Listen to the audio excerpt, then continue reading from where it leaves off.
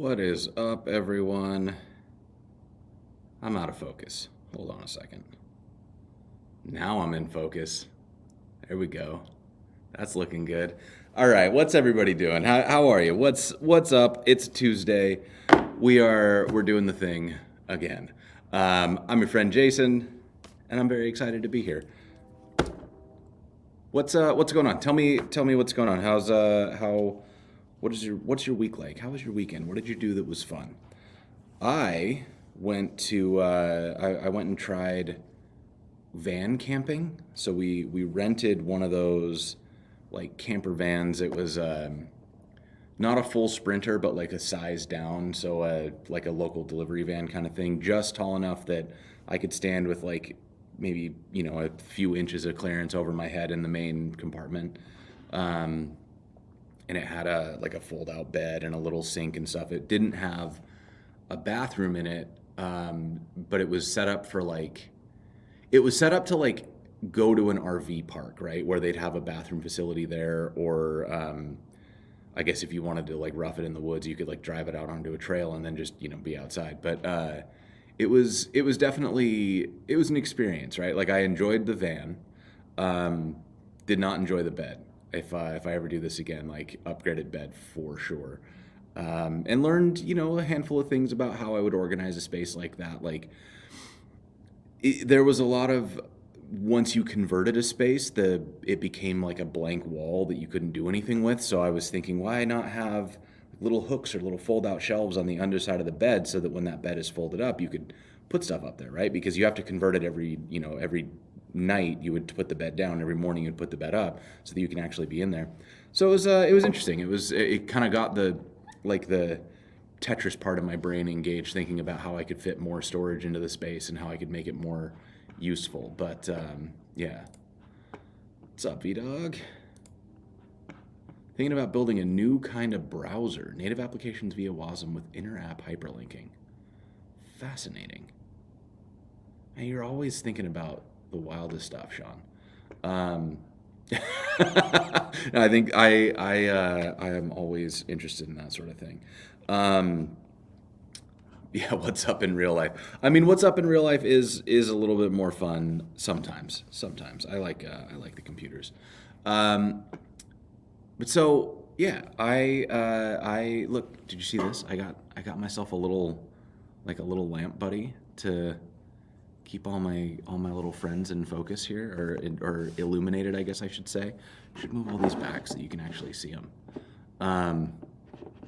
This one is great. This is like you can actually see it if I pull it back. But this is from 100% Soft is the store, and the artist's name is like something ridiculous, Truck Stevens or something like that. Sounds like a stage name.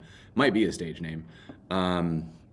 But so so this is from a company called Angle Poise, and Angle Poise was cool enough to actually hook me up with these. So I got this lamp, which is it's called a Type 90 Mini, which I think is like, if I hold this up to the screen, you can see like this literally is the lamp that Pixar used, I think. But then they also hooked me up with the Type 75, I think it was the Type 75, to use in the Web Dev Challenge, which really like makes it look nice. The desks are really starting to look good over there. I can in fact show a photo of this if I start sharing my screen. Let's see, let me get to the right place and then I'll share my screen.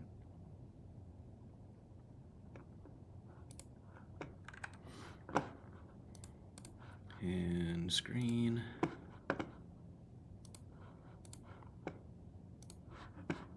Yeah, check this out. So this is I'll share this tweet in case anybody wants to like dig into the specifics of the thing. But this is what the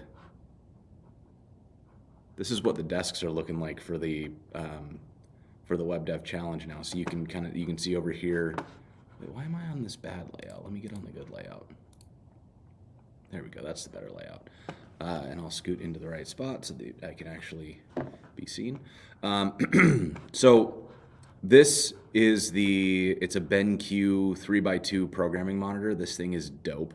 Like they reached out to me and were like, can we send you one of these monitors? And I was like, I mean, never going to say no to a monitor, but I wasn't expecting much, right? But then when I got it, I was like, actually, this is exactly what I was looking for, because I'd been using a vertical monitor for a long time because I like to stack like the browser I'm working in and then the browser I'm putting docs in on the screen, and then I'd have my code editor, right? And so having a vertical monitor meant that I could have a lot more code editor on the screen, and then, you know, I'd put my browser and my other thing side by side or something on a second monitor.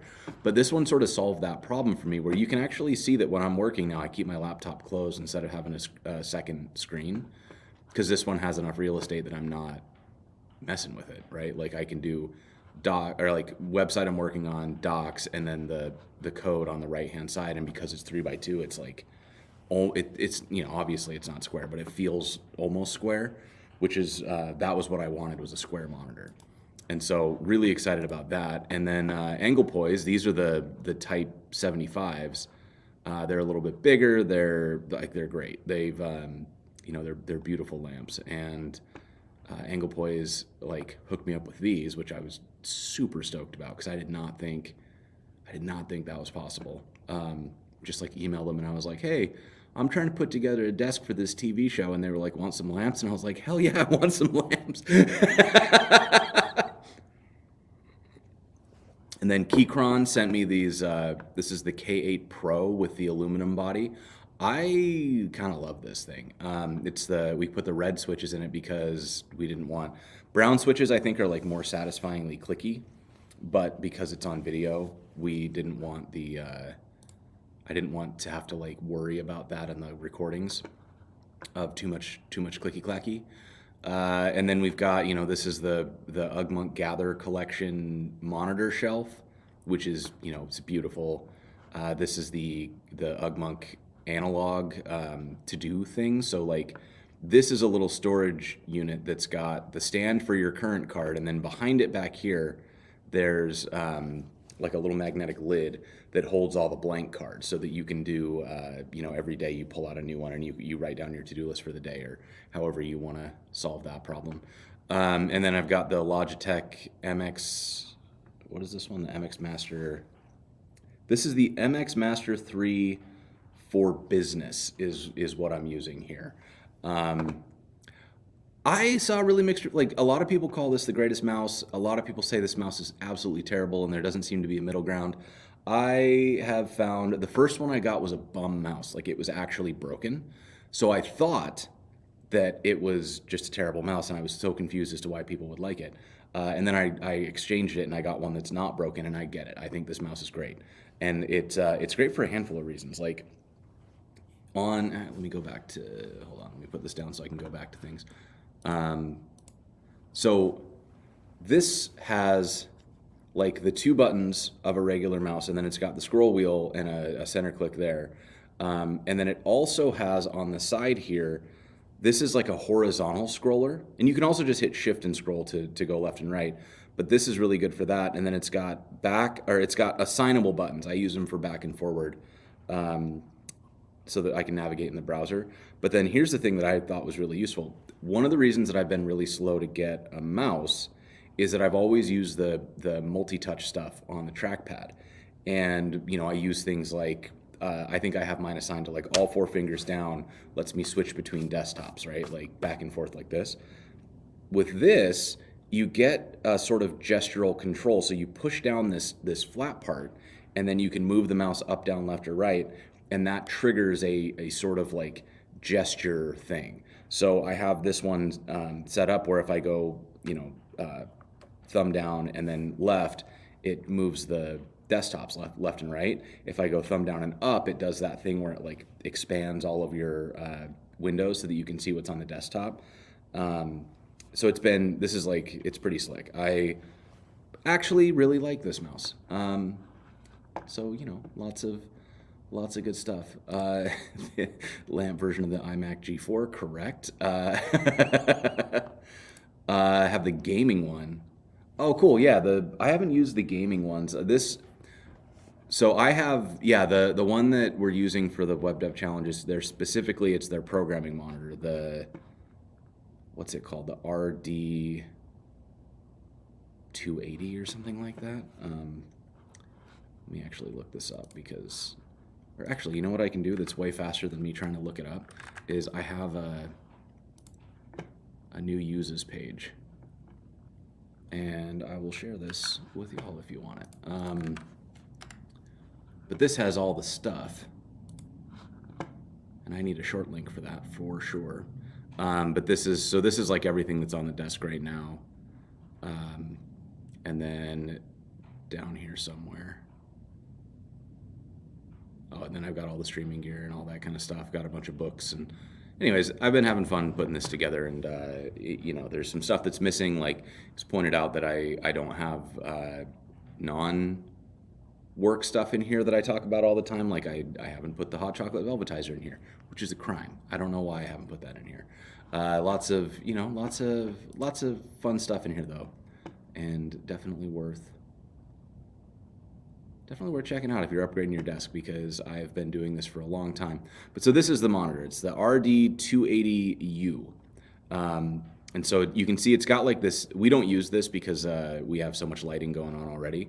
But on the back of the monitor, it's got this sort of like halo light that lights up the back wall, which is good for eye strain. And then it also does this thing where you can either auto or manually have it do night shift. So it takes the blue light out, does like a red shift to reduce eye strain when you're coding late. And then it's got like a high contrast mode and a low contrast mode that they actually tuned for light and dark theme VS Code, or not VS Code, but like your code editor, your light theme and your dark theme for code editors, which are like shockingly good right out of the gate. But yeah, overall, just very, very pleasantly surprised by this stuff. Like I knew, like Angle Poise, I was just trying to get a discount. When they sent me links, or when they sent me these lamps, I was so stoked because like these are the ones that I just bought because I love them so much. They're so stylish. This is like stuff that's carried in design within reach, right? Like, so kind of blew my mind that they were willing to just hook me up. Like, yeah. Well, anyways, enough about stuff. Let's talk about something else. So, what do you want to talk about? What are we talking about today? So I've got a handful of things going on. I might, you know what I should probably use today to work on the new Learn with Jason site, because we're so close to that being done. If you've been following along, I've worked on it on stream intermittently. Like I think 3 weeks ago we worked on it, and then like a few weeks before that. And I've been trying to fit it in on like, nights. If I'm sitting around watching TV, I'll pop open the site and take a crack at it. If I have like a day where I don't have anything scheduled, I'll try to do that. But it's pretty challenging to fit in like a new project that doesn't have a deadline, because I have so many projects that have deadlines. I've learned this about myself, that I need some kind of like external consequence when it comes to a project that's not an emergency. I'm very so motivation is an interesting thing, because I think people have both intrinsic and extrinsic motivation. I've talked about this on the show before, where you get satisfaction by doing something that you're internally driven to do, and that motivation can be pride in your work, it can be a sense of duty, it can be whatever it is, right? Like there's something internally that drives you, that makes you want to do the thing. That's intrinsic motivation. And then there's extrinsic motivation, which is like you want to make your mentors happy, you want to please a family member or a friend, you want to get recognition by your boss. Like that's all extrinsic motivation. And I've talked a lot about how important it is to have intrinsic motivation, because I think that extrinsic motivation is a really difficult thing to solely rely on. Like being dependent on somebody else's praise or approval is a tricky thing, because then if you're doing things for other people's approval, you're also doing things according to somebody else's value system, which maybe is aligned with yours, but oftentimes isn't. And I think that's where a lot of like burnout and unhappiness and just general feeling of like I didn't do what I wanted to do. I think a lot of regret stems from there. However, I also recognize that as intrinsically motivated as I tend to be, there are definitely things that I cannot keep myself intrinsically motivated to do. And typically that's stuff that I consider nice to have, but not important. Like, for example, I would like to remodel parts of the studio, not because it's necessary, like it's not blocking anything. I just think it would look nicer. And the amount of effort that it requires me to do that is high enough that my intrinsic motivation doesn't carry me. So I'm kind of relying on the flash of inspiration to get me there, right? Because there's nothing's riding on this. If I don't do it, it doesn't matter. It's not like actively making me miserable. It's just it's an opportunity to improve that I see that's not critically important. So by creating an extrinsic motivator, some kind of external deadline, or putting some stakes on it or something, that tends to help me a lot. So one of the ways that I solve problems like this is, for example, I want to upgrade some of the set for Web Dev Challenge, and to do that, I actually reached out to a friend of mine who does like environment design and does the retail store layouts for big brands, and he is going to help me think through this, and I'm paying him for his time, right? I'm attempting to pay him for his time. He's going to let me eventually.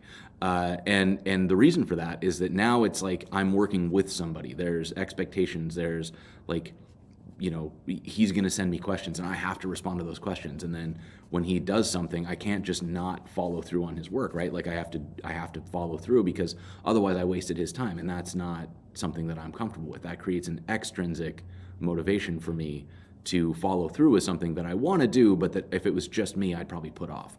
So that's little aside on motivation for no reason, I think.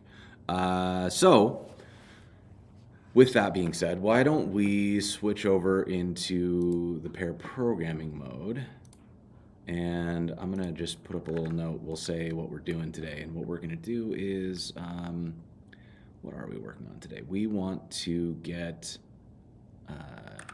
hook up.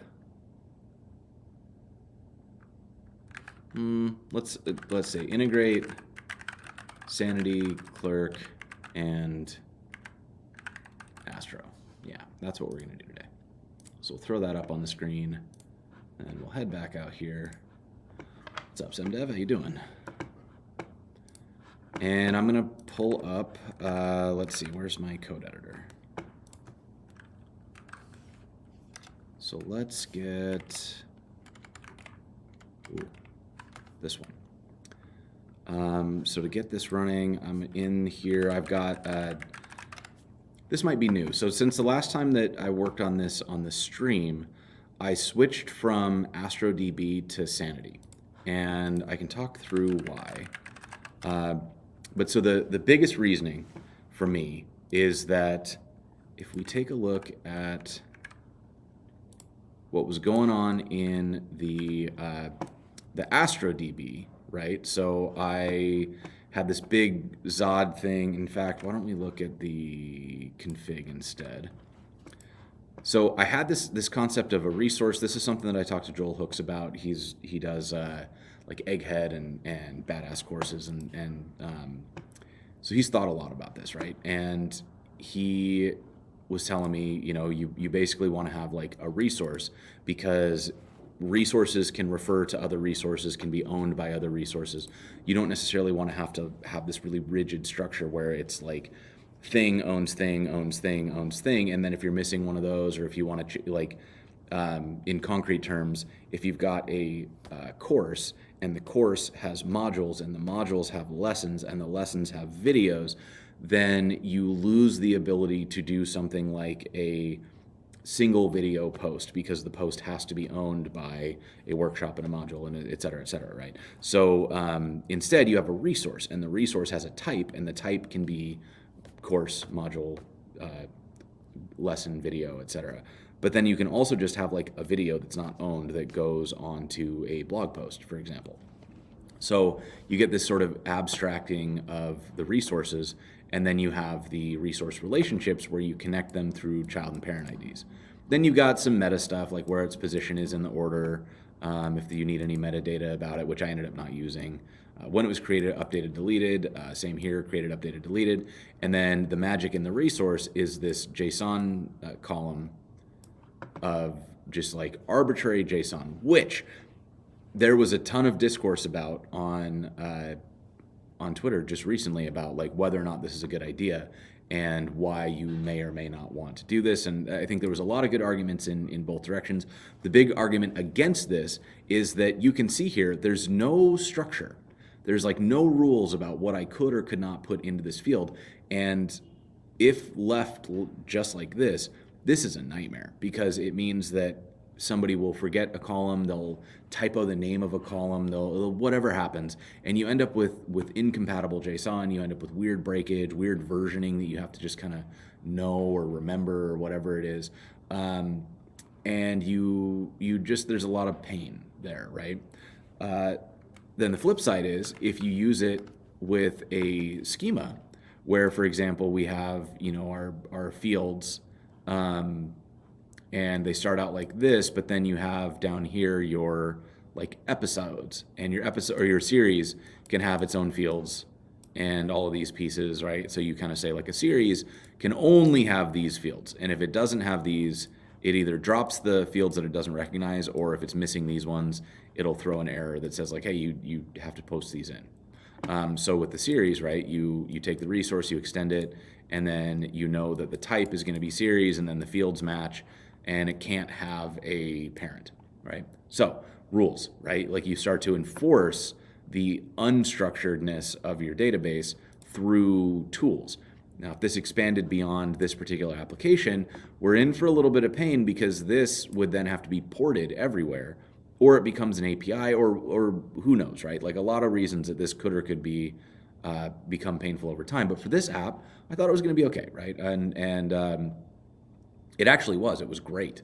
So I thought that this was going to be awesome. And I got my data in. I was pulling data out of the database. I was, everything was working the way that I wanted it until I started looking at how to actually enter data into this database. And I realized that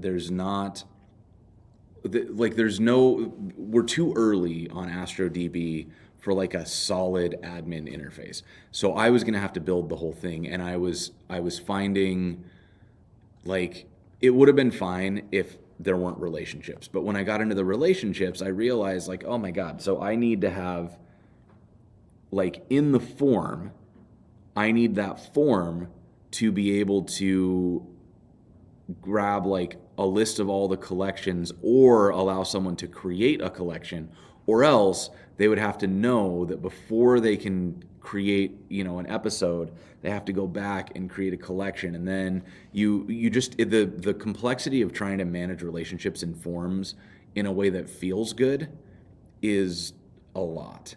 And so I ended up, I just kind of hit this wall where I realized like, there's no way I'm going to build a good admin interface for this. Like I could build one that would work, but like, I'm not the one who enters these things. I work with a team, and my team has to be able to use this interface. It's not just me.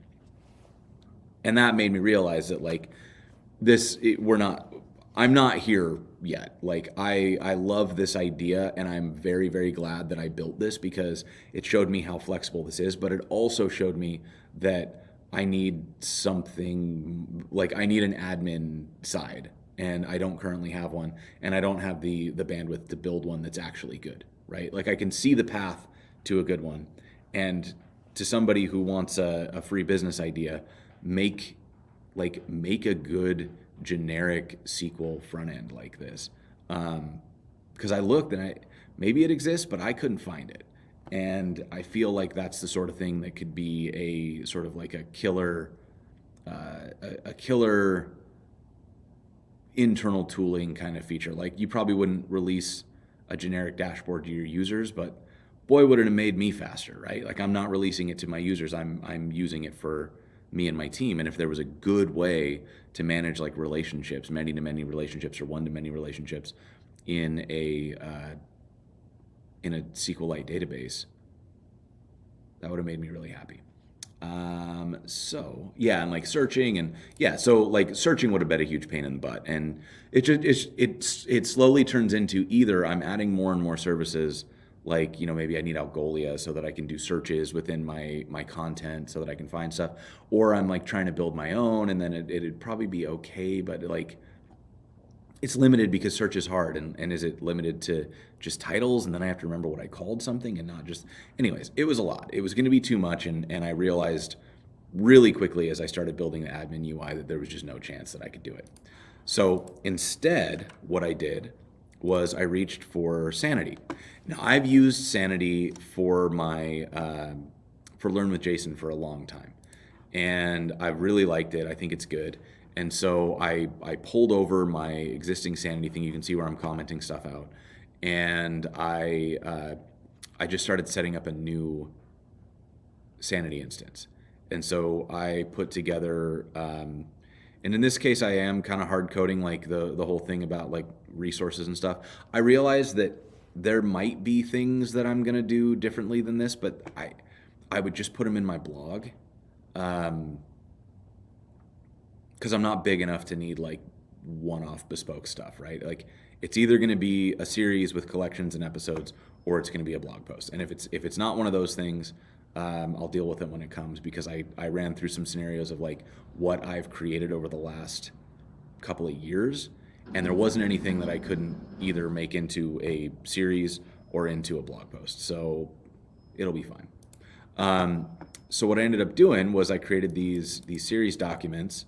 And then I've got, all the stuff that I had in my Astro database, but it's now just laid out as like how it works in Sanity. So I've got my series, I've got my slug, the collections are a reference to other collections, got my series image, which is hooked up to Cloudinary, which was a whole other thing that I was looking at. I was like, God, how am I going to do that? I'm going to have to build a Cloudinary uploader, and then I'm going to have to build a way to like query my Cloudinary stuff so I can do a selection. It's like, this is going to be awful, right? And then even further beyond that, I'm using Mux, so I'd have to build a whole Mux thing, and I can do that, but like, I want to ship this thing. I don't want to sit here and build admin interfaces for another 6 months before I can go live. I've already taken longer than I wanted to get this thing live.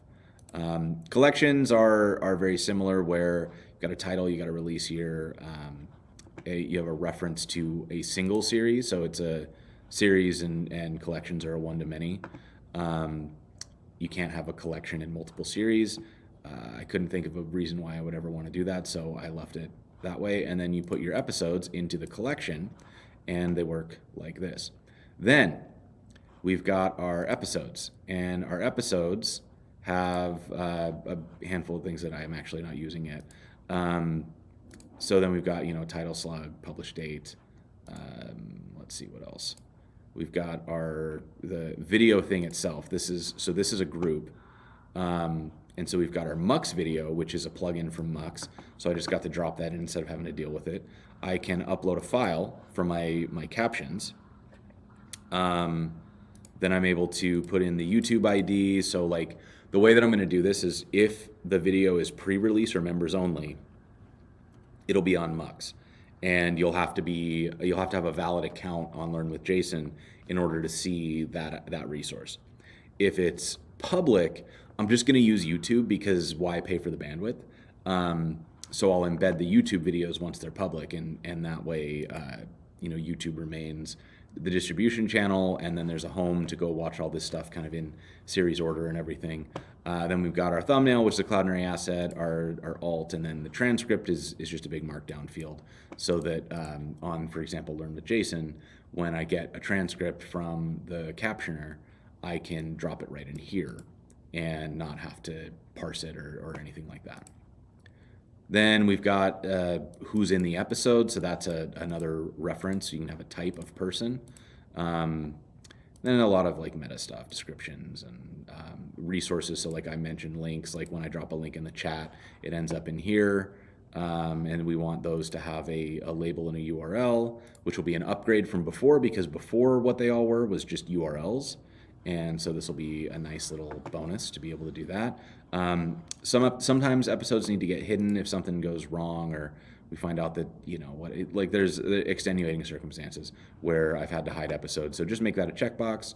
And then, because y'all are starting to support, and we've got, the YouTube memberships, we've got the Discord memberships, we've got the Twitch subscriptions, and when I get this site launched, there will be on site like a Stripe subscription, which is what I'm gonna hopefully get everybody converted to, because that's what's gonna control early access to videos on the website. I want to make sure that people get credit for that like their contributions made these videos possible. So those are going to show up on the episodes that whenever they were active, they'll get dropped in here. And then all of that turns into this, right? And then I've got my person is pretty straightforward. So this is what I want to work on today. In fact, we've got the display name, the profile photo, which is a Cloudinary asset. We've got the bio. We have links so they can put up their personal website, their social media, and so on. And then I want to hook to their Clerk user ID, which is the part that I'm working on now, and get all of that set up. So that is what the schema looks like. Let's see.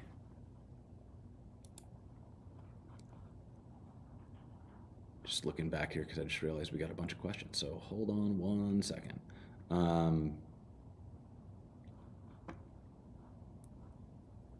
So there's some, people are asking questions that are not about this, so let me star those and I'll come back to them in a minute, but I'm not going to answer them right now.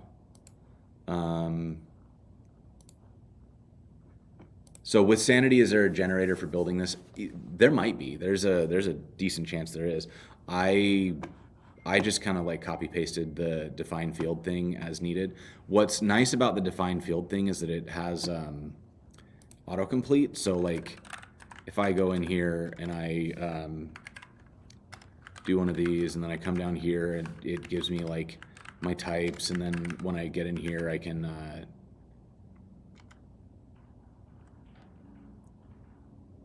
type is weird. Okay, so I might have broken something in my setup here, but you can see all the types are listed, and usually your autocomplete would show that to you, and for some reason mine is not, but I'm not going to stress about that. So then what that ends up being is out here I've got my localhost 3333, which is the Sanity Studio thing, and I did some custom stuff with the document, which, how did I do this?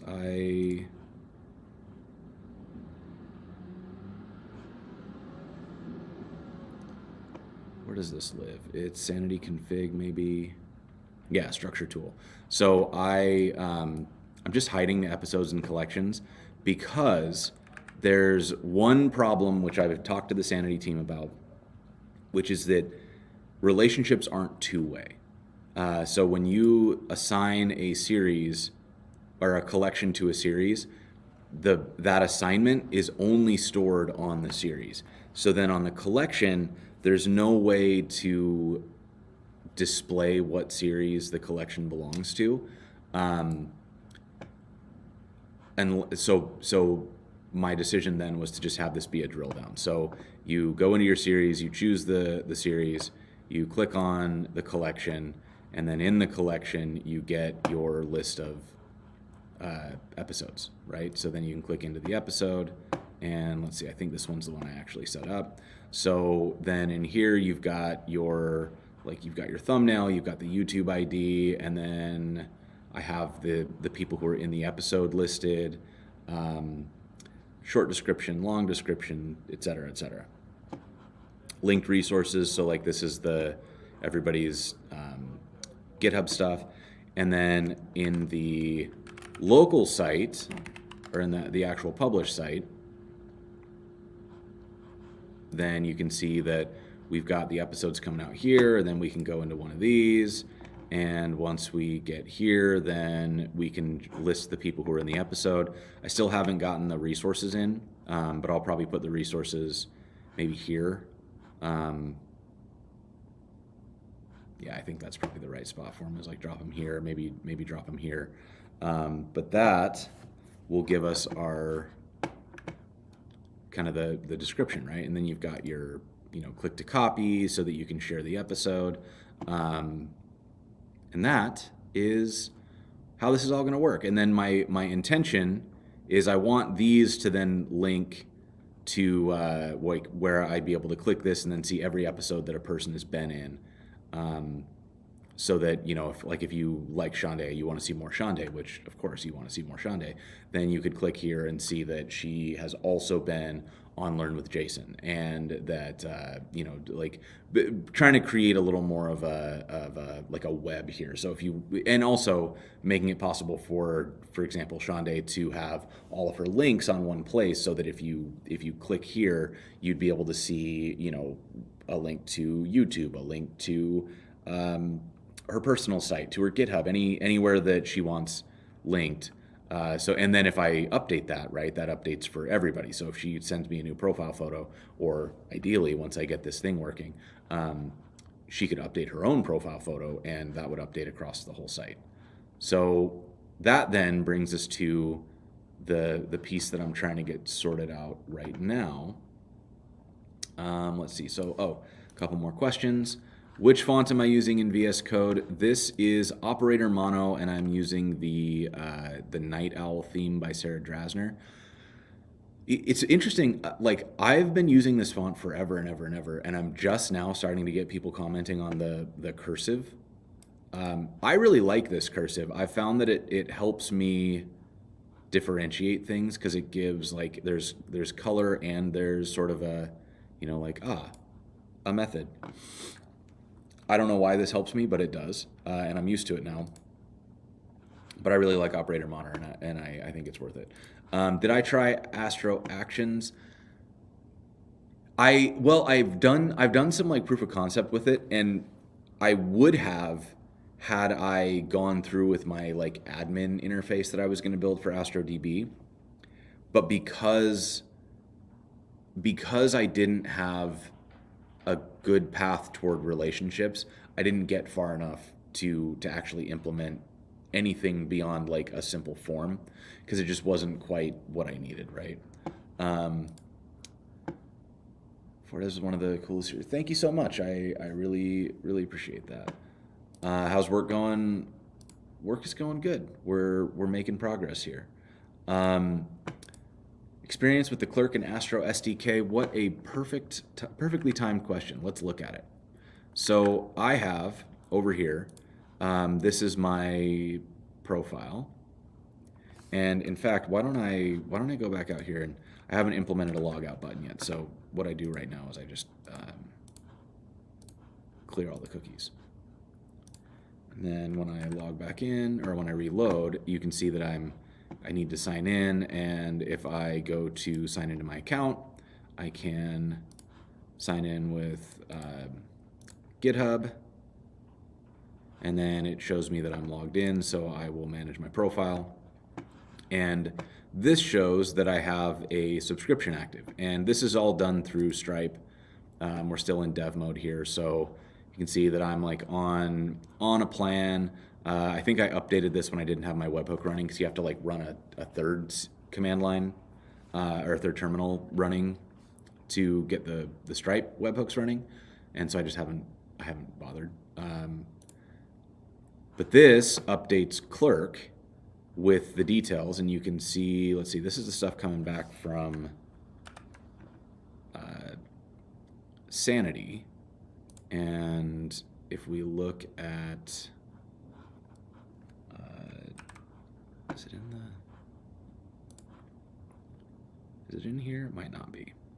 I might have to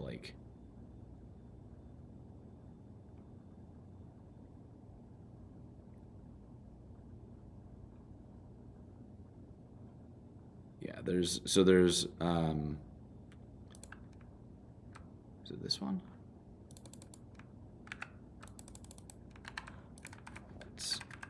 let's find out what this, I think this is the clerk stuff.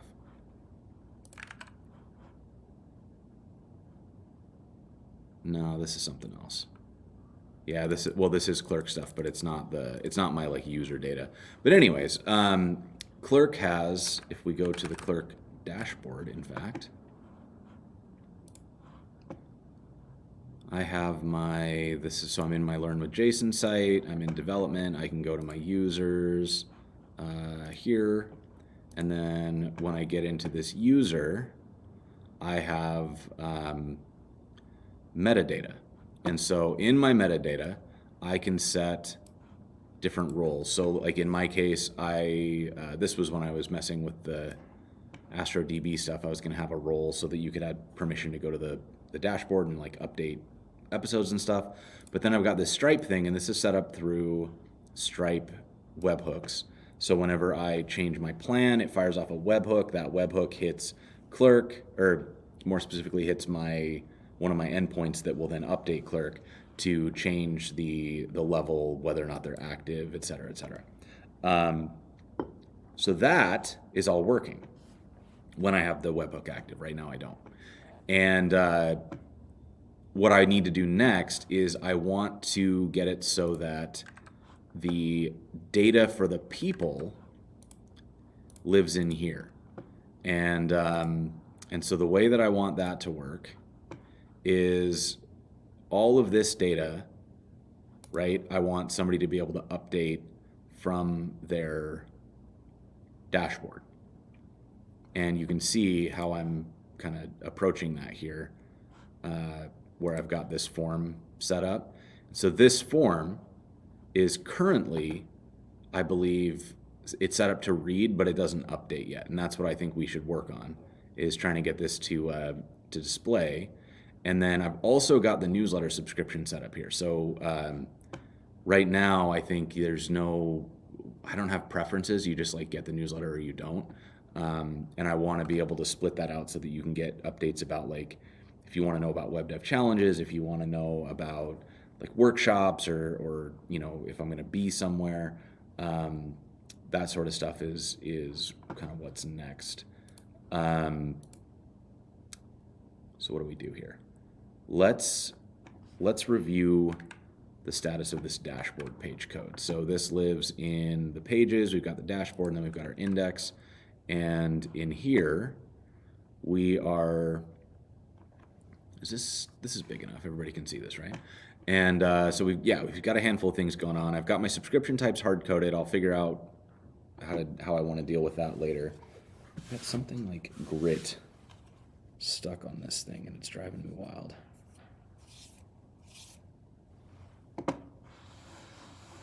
Okay, that seems fine.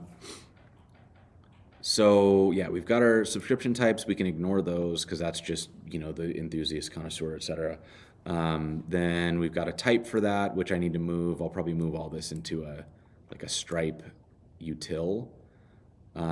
We have extended the user so that we have that public metadata there.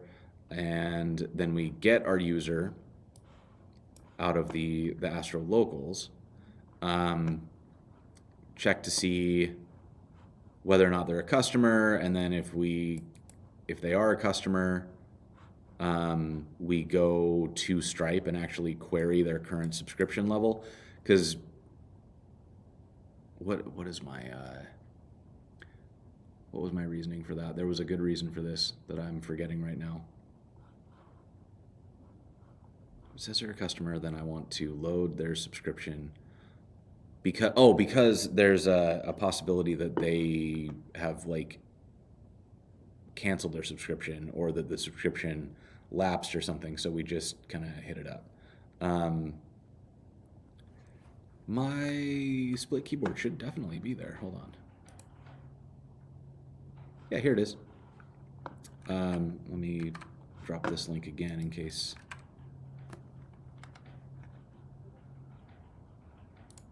So the split keyboard is this one. I just have it in the black.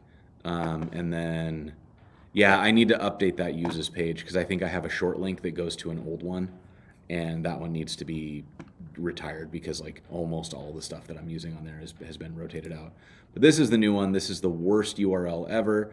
Screenshot it and use your computer's OCR to select the text out of this screenshot. And eventually that will get fixed so that it's a short link.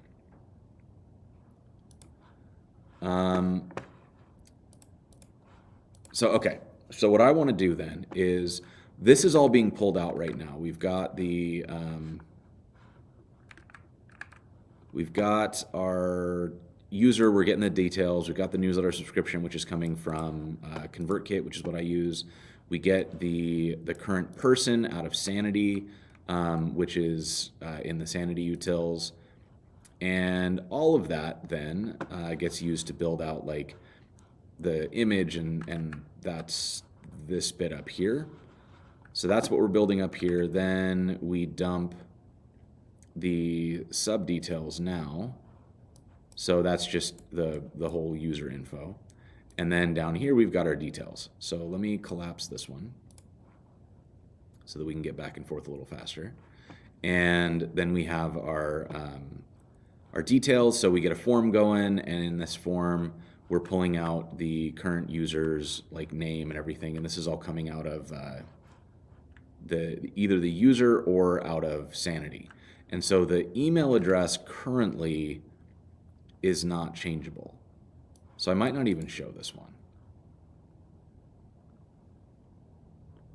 Do I need the email address? Like, I'm not really showing the email address in... I guess this would be like if you wanted to change your email address in Clerk, but I might just want to do that one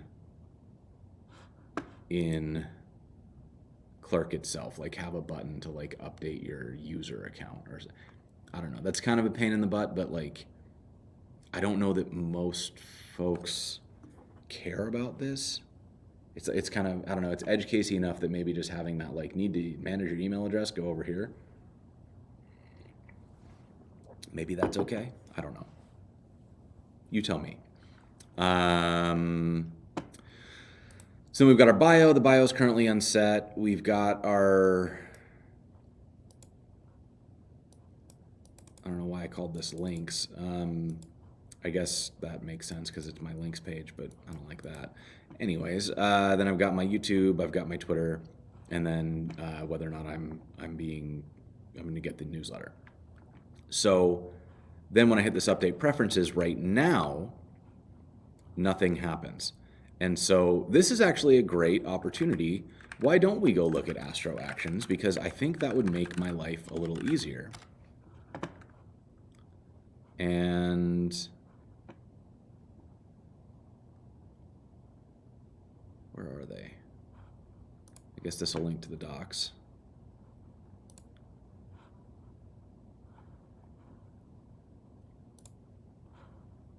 Are actions listed in here somewhere?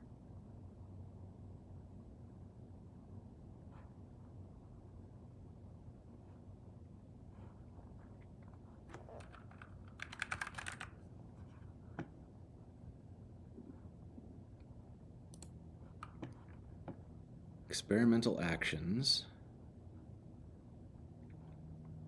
And so we define an action, we get input, we get a handler.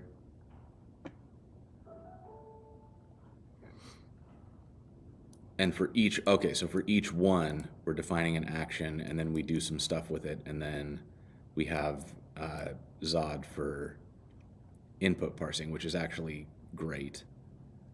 So yeah, why don't we do this? Source actions index. Okay, so we will need to turn these on, and we do that with experimental actions true. So I can go back to my Astro config, and I don't think I've got any experimental stuff on now, so we'll just throw this down at the bottom.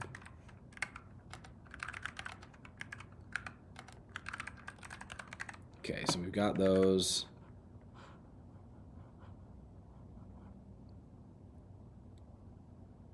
I think, yeah, it should be fine. So then we're going to create source actions index. So here we've got actions index.ts, right? Yes.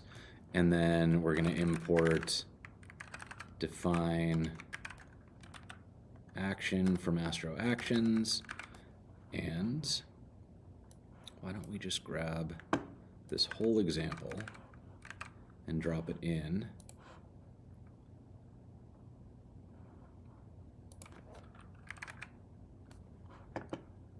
Okay. Oh, and this is because it was all pseudocode. All right. So what we're going to do then is why don't we keep this one because it's a little more full featured. And we're going to call this profile, I guess. And it's going to accept a form. The input is going to be all of the things that we've got here. So let's open this to the side, and then we can jump down here and figure out all the pieces that we need. So we've got our display name, and then we have our bio. Then we're going to have links, and links are going to be an array. And how does an array work? Remind me. I need to put in, is there not an example? So an array, I just put in Z object, and that Z object is, or no, it's not. Oh shit, how's this gonna work? Because this is gonna be an array. Okay, how does form submission work? So when you put a name of link label on, oh no, am I doing something super weird here?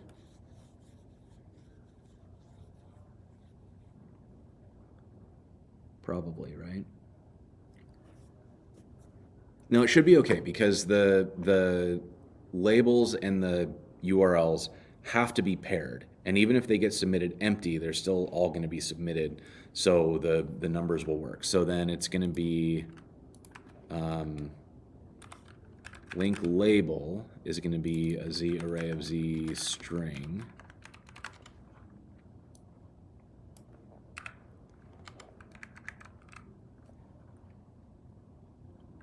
Link label. And then we have the link URL, which will be the same thing, but that one needs to be a URL. And then what do we got? We got, that's it for now. So let's start there and let's see if we can get this to actually work. So this will be what we submit is the display name, bio, link label, link URL, the email address. I'm just gonna leave that out for now because I'm not going to be able to update that, so why deal with it at all for the time being? We can always approach that later. And then the newsletter is a whole separate form. So then we end up in here, we're going to get back our display name, we're going to get back our bio, we're going to get back our link label. Ooh, this will be interesting. Can I, you know what? I can't do that. So we're going to get this as input. In fact, we're just gonna fix this because I don't want to have to do weird escaping. So we're gonna change all these to be underscores.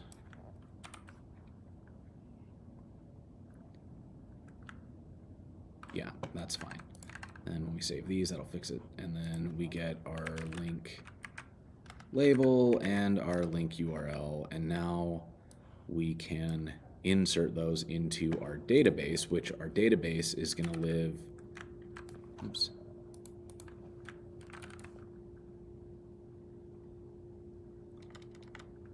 Let's see, we want the sanity helper. And so we are we've got our series queries, and then we need to create an actual insert.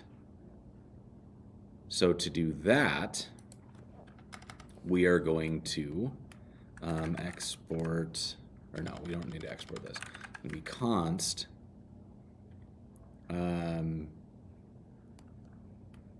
update person mutation, and that's going to be a grok query. And now I have to remember how grok queries work. Well, so this is a fun thing. We're going to find out, but if I remember correctly, the way that this works is when you when you put square brackets on a name like this, it will submit the links as an array. So we'll get, like, you can create multiple links, and I want it to be possible for somebody to create an array of these links and be able to update those. So we're going to test this because I hard coded it into Sanity with mine, where I have like a YouTube and a links page and a Twitter. And if I'm right, what we'll get is an array with 3 items that has those 3 labels and URLs. If I'm wrong, then we'll get to Googling and figure out what I did wrong.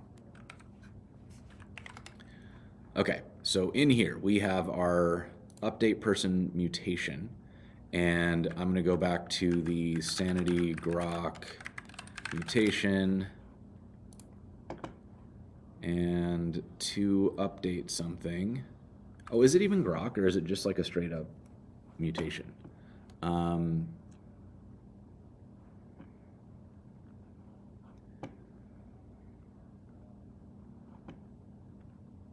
want to mutate. I want to patch.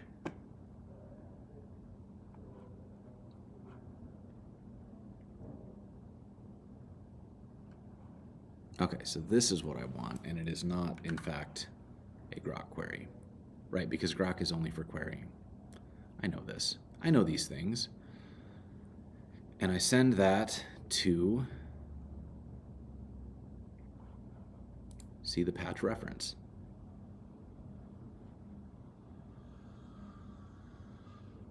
Through the mutations API endpoint.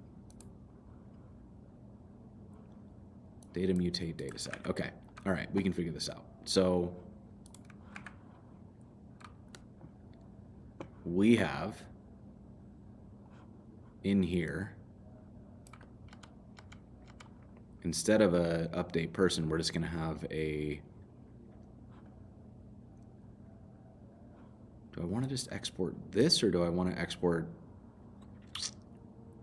how much do I want this function to know about the underlying implementation of Sanity?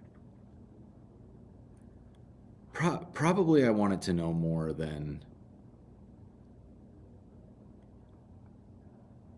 we'll just keep them together. It's fine. We're gonna call this export async function update person, and that's gonna give us a, we'll need a person ID.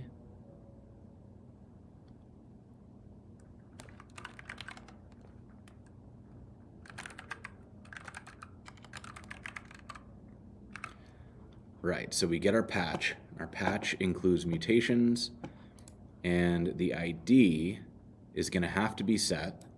So we're going to need to include the person's ID, and that's going to be a z.string.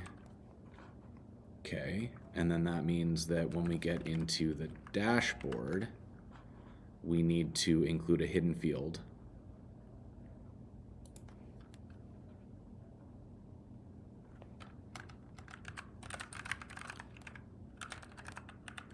And that's going to have a name of ID and a value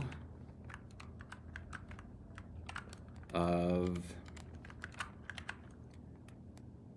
what is it? User details.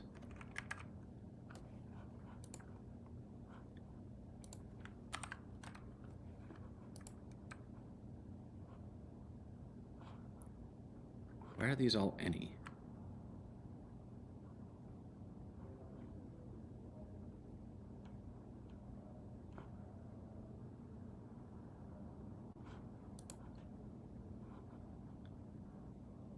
That definitely shouldn't be any. That should be returning.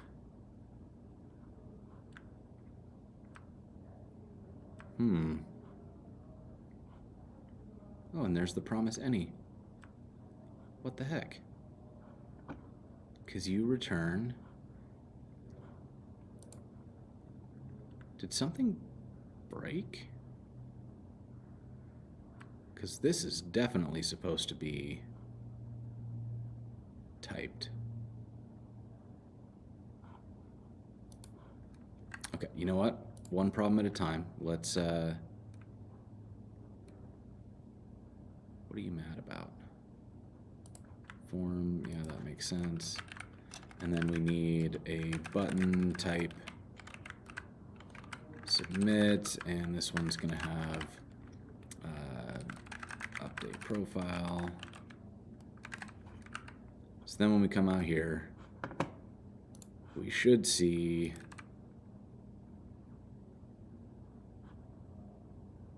got an update profile, and if we inspect,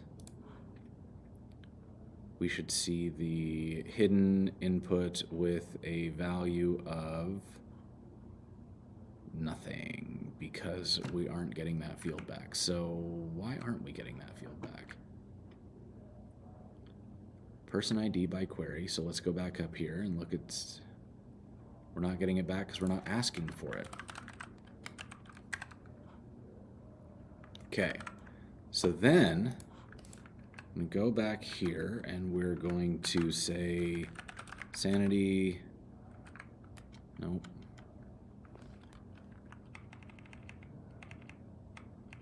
They have a type gen, I'm pretty sure.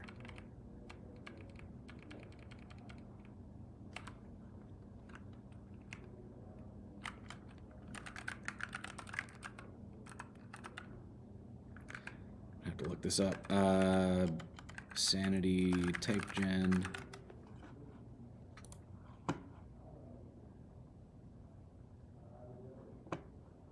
Type gen generate.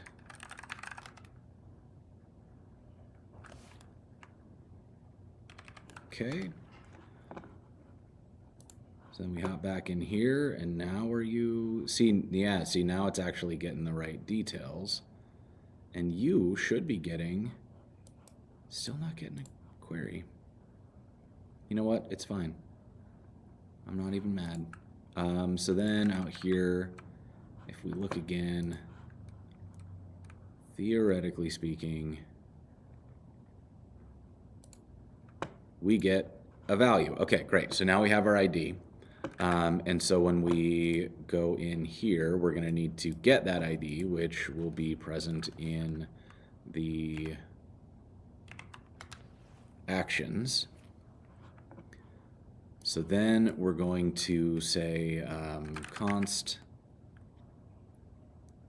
result, and we'll have to figure out what that means, is going to be await update person. And that's going to include, we need to pass in the ID, and then we want to pass in the fields to update. Right?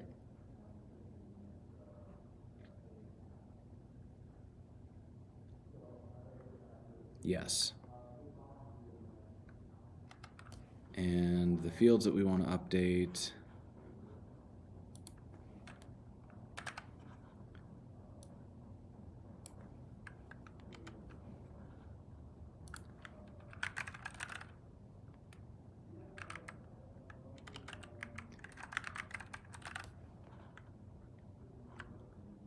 and this one will work just like this. So we'll have our set, and our set is going to be, I guess I need to look at my fields here. So we're going to go into our person, and its name is name. So we're going to set name to display name. We're going to set bio to bio. What are you mad about? It's not assignable to parameter of type string. Yeah, that makes sense because I called it a string. Which piece are we talking about that is that an Astro feature? I didn't see what time you asked me that. What I'm doing right now with these actions, that is an Astro feature. What we're doing today is we are trying to get, I want my signed in clerk user to see their profile data in Astro that is loaded from Sanity, and I want them to be able to update that Sanity data. So we're trying to build an Astro action that will update, or that, so we've built, that's not what I was looking for.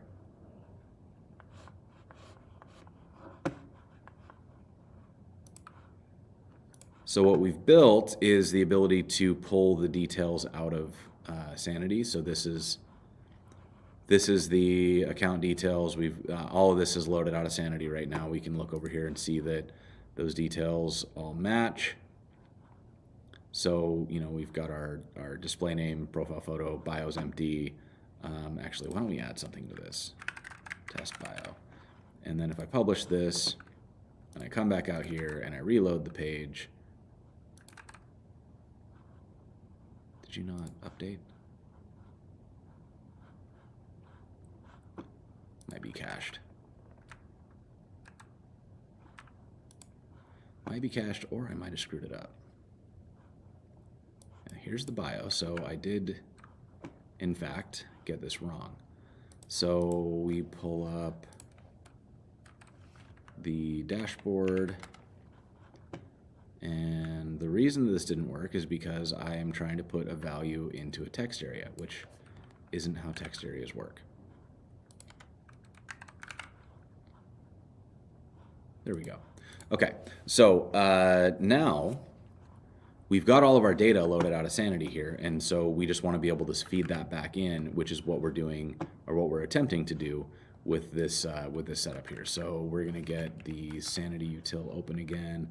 I'm going to change this to be an object, and that object is going to include a name, which is a string, a bio, which is a string. It will include a, then it's going to need links, which will be an array. So we'll set it up like so.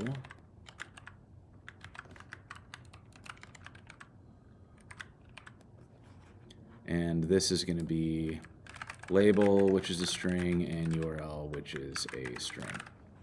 Okay, so that should be our setup, and then we expect that to be present in here, which is what is present in our form, just like name, bio, and then a collection of links. So then what I need to do is create this collection of links. And the way we're going to do that is we're going to say links. It's going to be link URL map. And we'll get the index. This is chaos. There's no way this is good. And we're going to return back an object that has the label, which is going to be link label at, nope, and then the URL.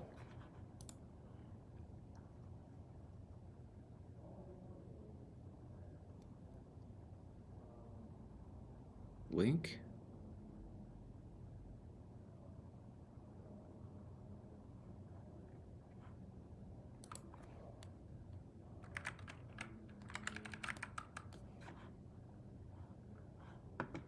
And I want this one to definitely be, like, you can't be undefined. How do I make sure that you,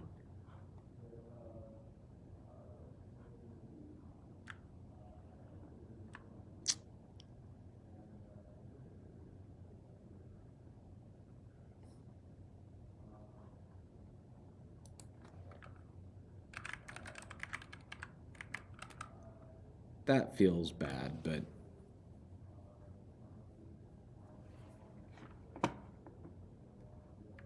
You know what? In fact, I hate that so much that I'm going to write error handling.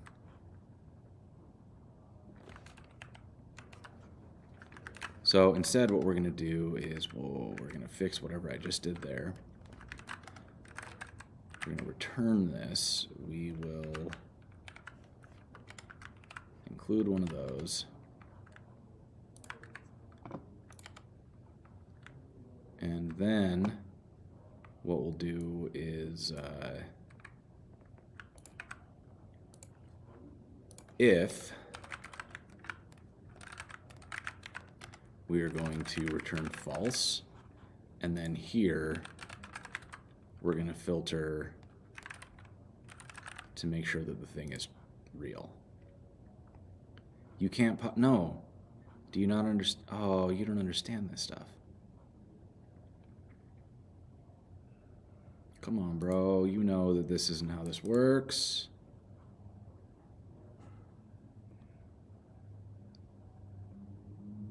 Crap. Okay, can I...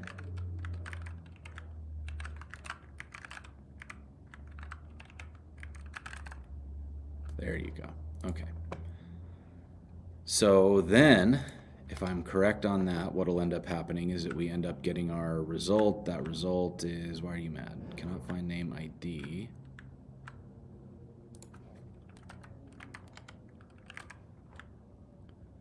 Okay, so that gives us our ID. This should give us the result, and the result over here gives our ID. It gives our set. We're not incrementing anything, and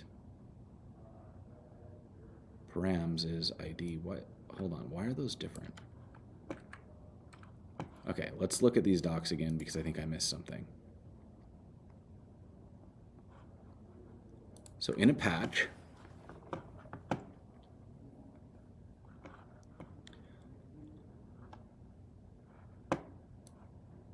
is this ID...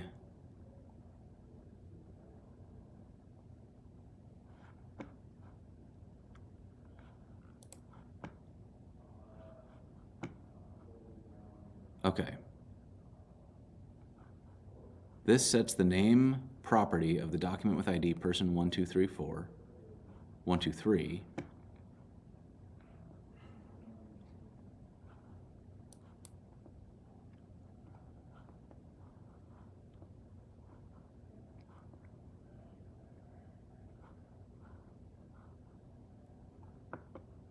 This sets the name property of the document with ID person 123, so that's a typo, to Remington Steel, and adds a reference to it at the end of the people array. Got it. Okay, so I don't need that params thing. But then what were the params?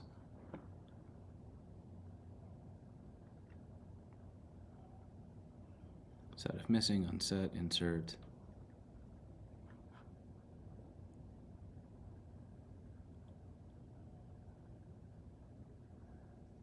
Where did that params thing come from?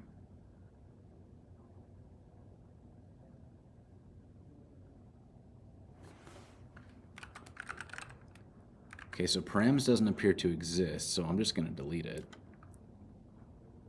And then theoretically that will just work. So then I'm going to sanity. Oh, it's client. We'll return client patch. Oh. I can just do it like this.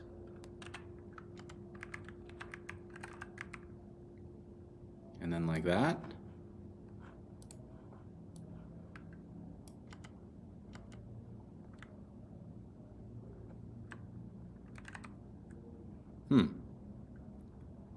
Well, let's just try it and see what happens. So we get our result, and then we're going to get our returned result, which we will also console log. And then to actually use this, we got to go back to the Astro docs, and we're going to look at how this works. So we import our actions from Astro actions, and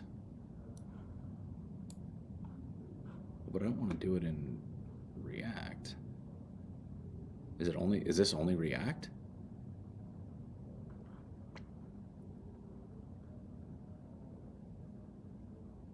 Oh, maybe this isn't what I wanted at all.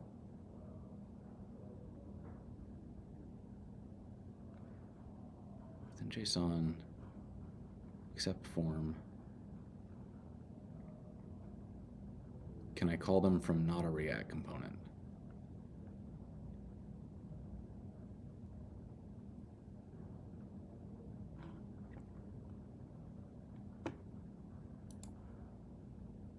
Yeah, maybe this isn't actually what I need.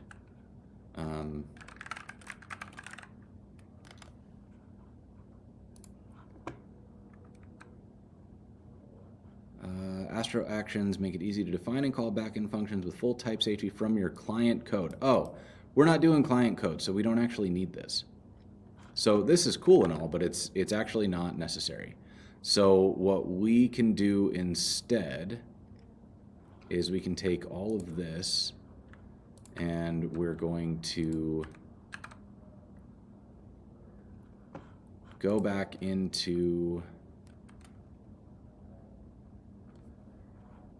our dashboard, and up here we will in fact just check to see. I guess we probably want to know who the user is before we do this. So we'll say if Astro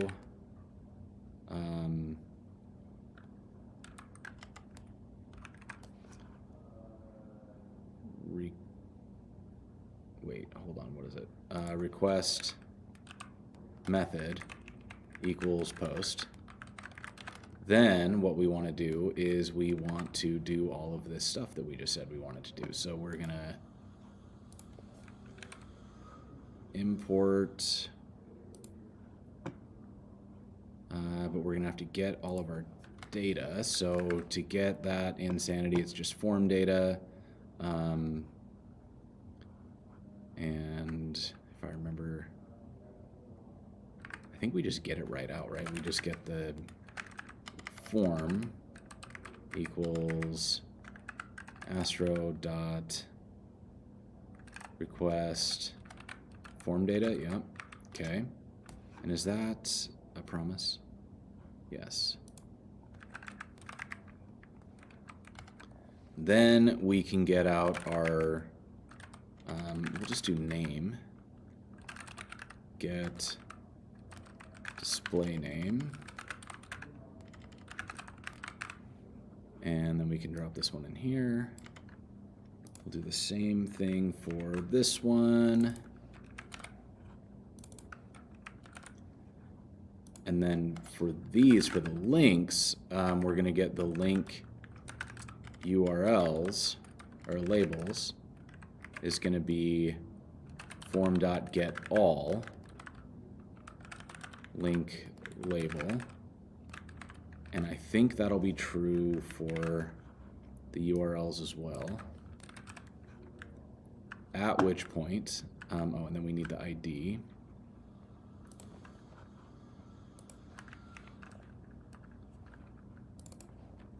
ID.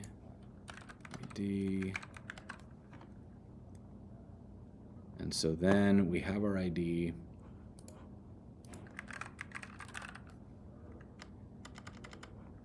And we'll just, you know what, we'll just do a big check on this. If ID or name,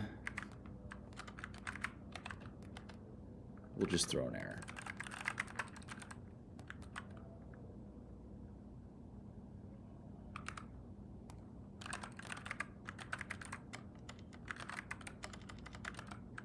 Why I can't, come on.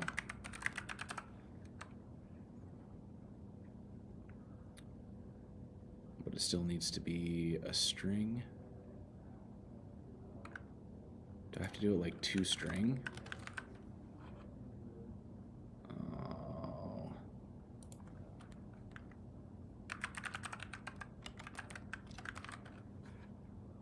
That's fine. That's fine, I can live with this. Link URLs, we're going to map. What are you mad about?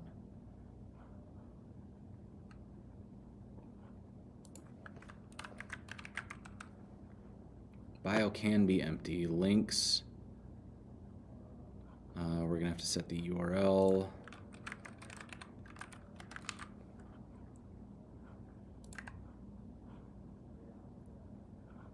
And then U, also going to be toString.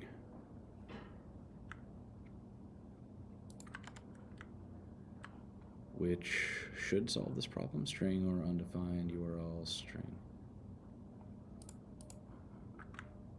Okay, so maybe I do need one of these. Now are you happy? All right, you're happy. So I get back one of these. We're going to log that result. And then, theoretically speaking, this should work now. So if I come back in here and I make an update and I submit it, please enter a URL. You're not a URL.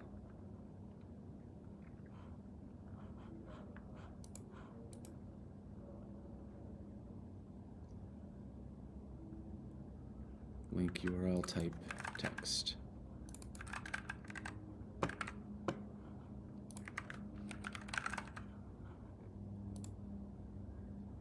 Oh, right, because now we don't have to submit to an API endpoint. We can just submit to this page. Cancel back.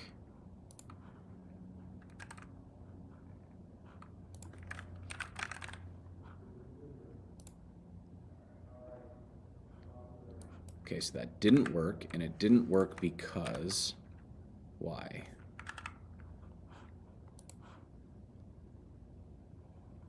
Result patch, operation set object. So did it work in Sanity?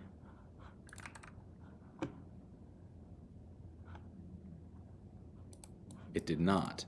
Okay, so I missed something here. And so we're going to look at the Sanity.js client. And let's look at patching. Oh, it's a chain thing. Okay, so that's what I screwed up. So we, instead of doing it like this, whoops, we'll set like that. Okay, so try it again.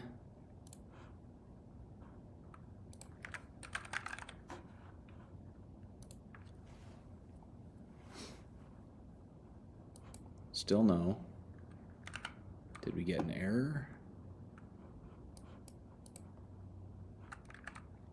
Okay, so we need to stringify this result that we're getting back because it's not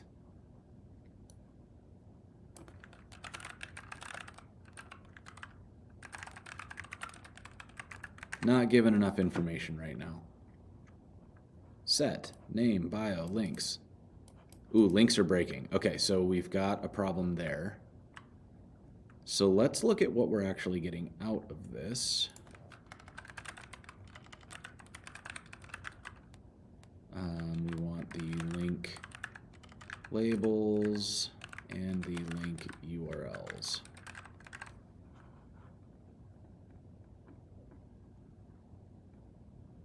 And those are coming back as nothing.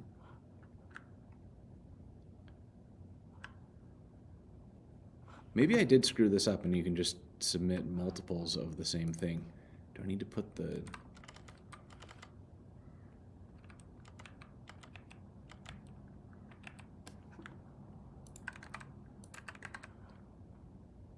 That doesn't seem right, but let's try it. Oh, that was it. Yeah, so then that works. That gives us what we want. So our set is correct.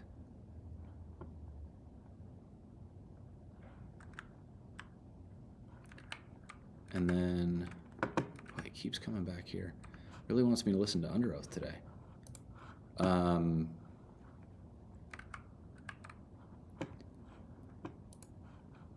Here's the client library. Commit. Aha. Finish reading the docs before I just rip off into the sunset. Okay, so now permission update required. Ooh, interesting. Okay. All right, so that's a new problem. Oh, Ross, you were way ahead of me. Okay, why not have the schema be an array of link details like you have it on the other side?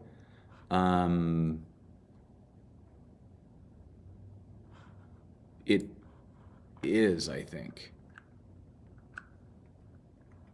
Right, so like this is what we're building here. Is we're building the array, but we have to build it with form stuff, and there's no way to create like form objects. So instead we create these arrays, and then we have to rebuild these out of the form data back into the object of, or the array of objects. And so that's what's happening up here, to get that turned back into a label and a URL that matches the expected input, which is the array of objects, if that's what you're asking. Have not leaked, no API leaks yet, but now we got to go figure out how Sanity API permissions work. So you're just in time. So on the client library, we need the installation. And if I want permissions,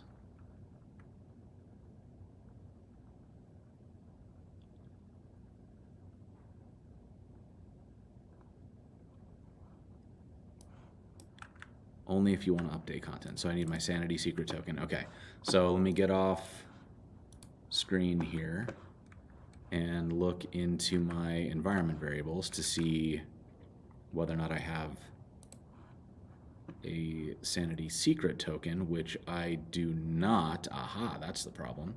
Okay, so bear with me while I get Sanity secret token. And that I'm going to have to get from my Sanity, from manage.sanity.io. And then I go into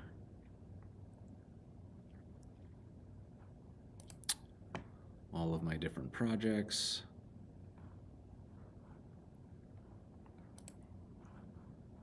Okay, so this is my Learn with Jason stuff. And then I've got data sets, API keys. If I want to create a token, and I want this to be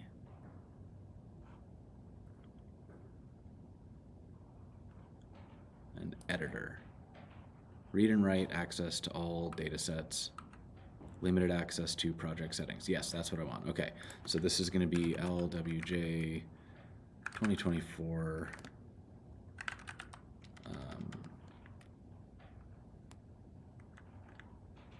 yeah, that's fine. Okay, so I'm copying this token, I'm dropping the token into my environment variables. I am closing the environment variables, and we're going to bring back the screen here. And so, oh wait, hold on one second.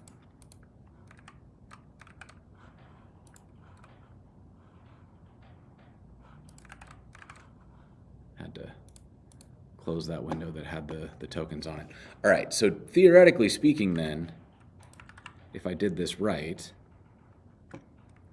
I should either have an updated,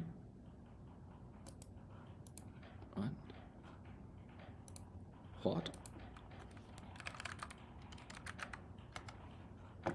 Here we go to our profile, and our profile says what?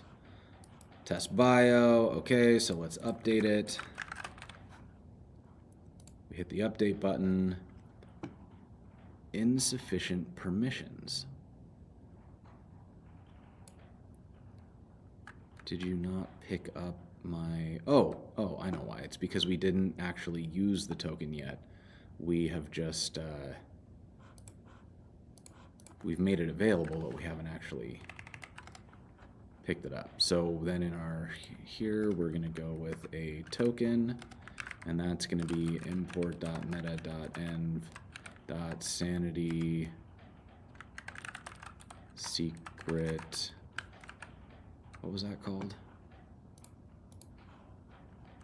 Sanity secret token.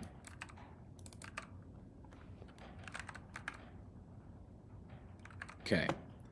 So now, there we go. Here's the update. And there's all the user data that came back.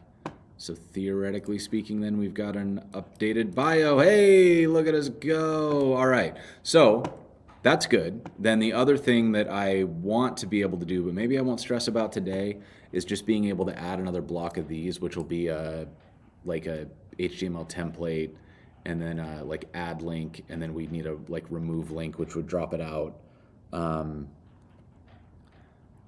But I feel pretty okay about this, so why don't we get a page?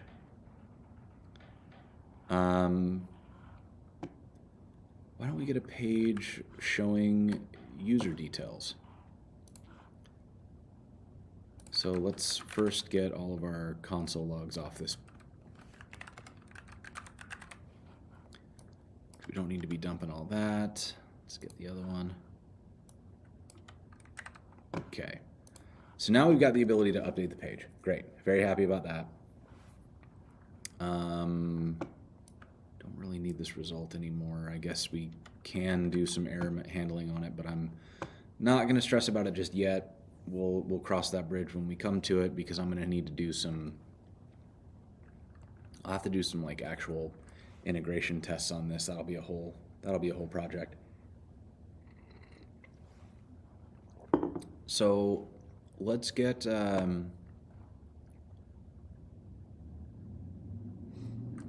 what's the right term? Okay, so I've been going with person, and I think person is a good term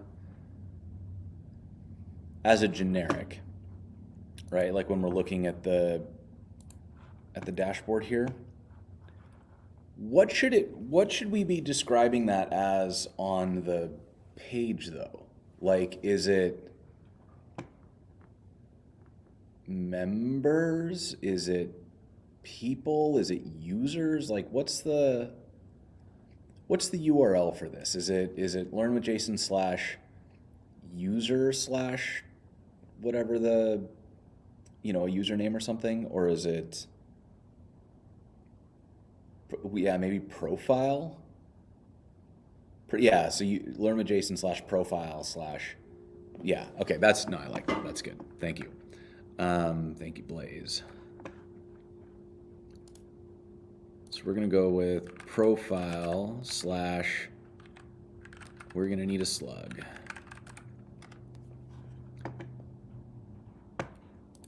I guess what I mean by slug is going to be username.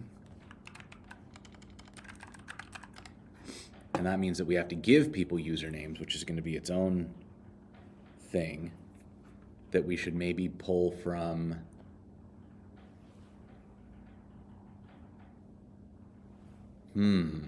that'll be interesting. Can we pull that from their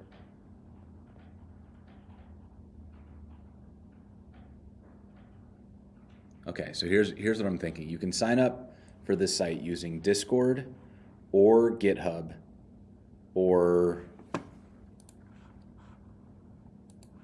what are my other options here? Actually, I can go just clear the dashboard. So we allow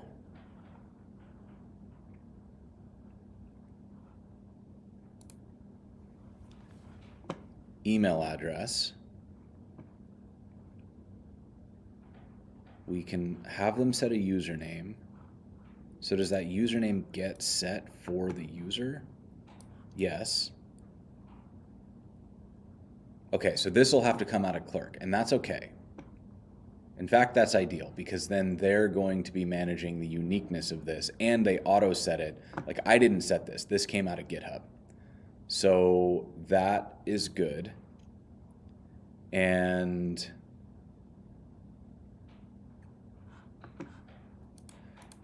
well, so the reason I like profiles and over members is that this is going to have multiple purposes. So there's going to be like members, you know, if one of y'all signs up and becomes a subscriber, or even if you don't, actually, you can sign up for the site without becoming a paid subscriber. You can have like you can just have an account, right? And eventually I want that to be a way that you can, I don't know, make playlists, mark favorites, do some other fun stuff. We'll be able to expand on this as we go. But then if you have a profile, or if you paid, you'd become a paid member. But then if you're on a show, you're now like a guest or a teacher or a contestant, or depending on the show, right? So profile, I think, is a good generic because it's a profile of a member, a profile of a contestant, a profile of a teacher. And like I'll have a profile, and it would be weird to call me a member, right? It's a name that like doesn't quite line up with all the potential use cases. So that's the thinking, and so yeah, I think profiles is the right way to rock, because that's gonna be generic enough that like a profile is always applicable, whereas other terms would not always be applicable. Yeah. Okay, so we'll use the Clerk username is how we're gonna get this. So to do that, we actually have a nice easy time of this. So I'm going to say const user equals await Astro locals current user, and then down here, or how's this gonna work? I need to remember how server rendered pages work, and also whether this can be pre-rendered, because that would be dope. So let's go to the Astro docs, and I want to get into routing, and we want this should be static paths, right? So we want to get export const or function get static paths,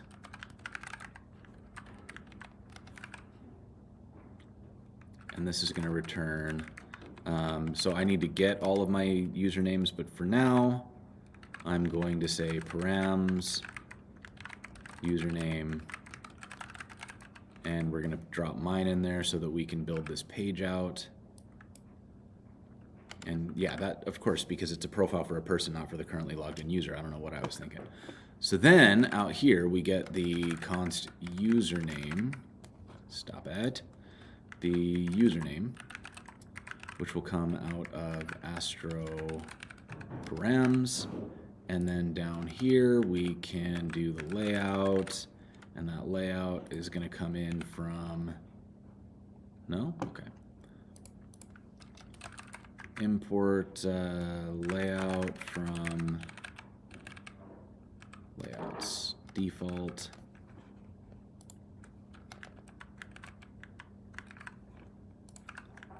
And for now, let's just make sure that I did it right.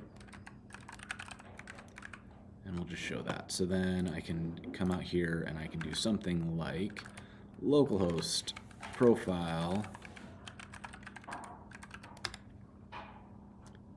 Great. So then we get my username. So then what we have to figure out is, let's see, are we going to do this as a two-step, or should I have, I don't know that I like the idea of having duplicate data, right? Like right now in Clerk, we have most of the data, But then we have the user ID here. Some of the items in the list are missing their keys.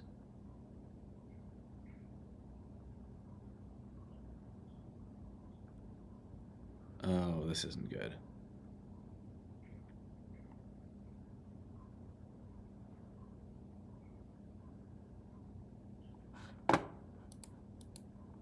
Oh yeah, reloading VS Code does tend to help. I'll see if it's going to continue to be a pain, and we'll fix that.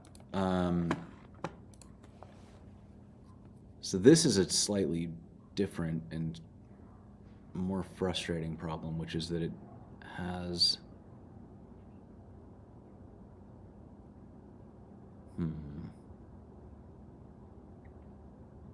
When items are created using an API client, the key property has not been included. So I need to create a key for these.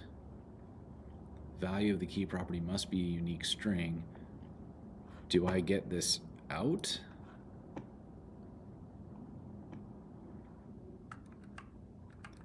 Let's peek back through here. So there's the key that it's delivering.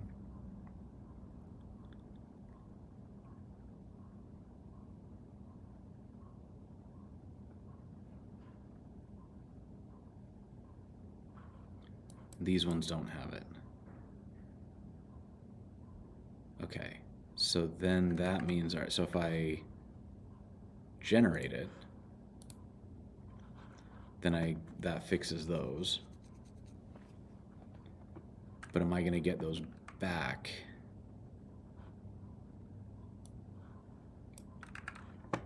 Okay, let's see what we get here when we pull out our person.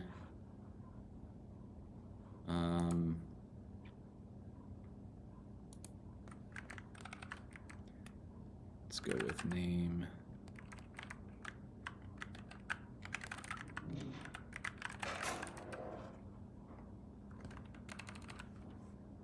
We'll just get the first one.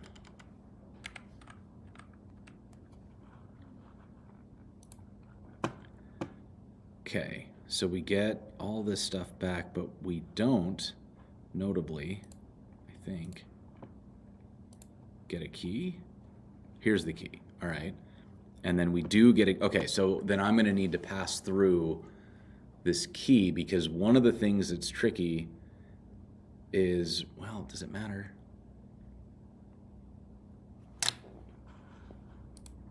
Yeah, I think you're right there, that it's because of kind of like how React needs keys on like iterative documents.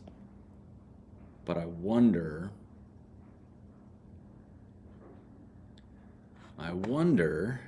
if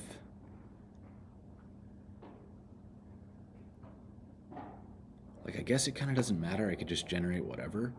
But it feels like keeping this key intact is one of those things that if I do it, it's going to make caching work better. Because if they're doing anything like, what's it called, a Merkle tree, or if we're hashing the values, then even if the links didn't change, it would break all the hashes, which would break all the caches. Yeah. Yeah. Okay. So if that's the case, yeah, I'm just going to put to do in on this because I want to fix it, but I don't necessarily want to bog down on it right now.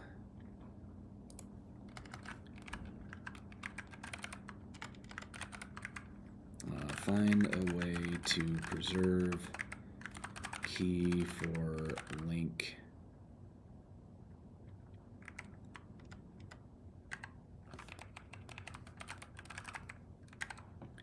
Okay, so I'll come back to that.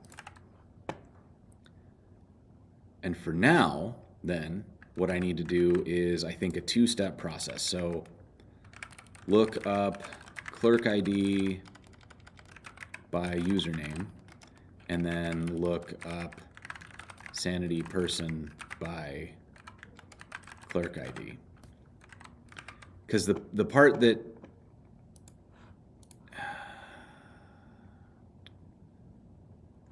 kind of of sucks, doesn't it?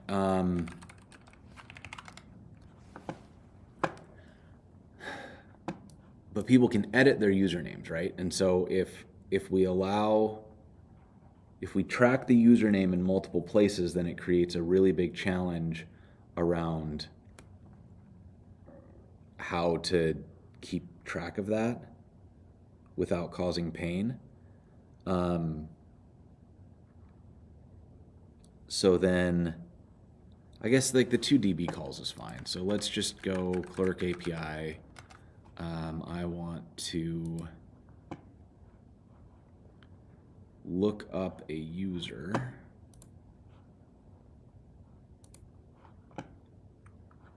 And it needs to be not, so can I search?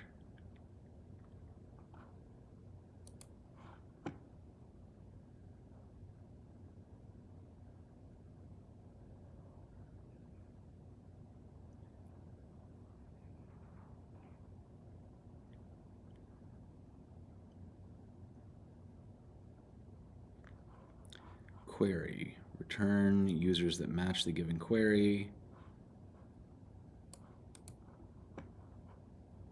Okay. Can you show me an example of that?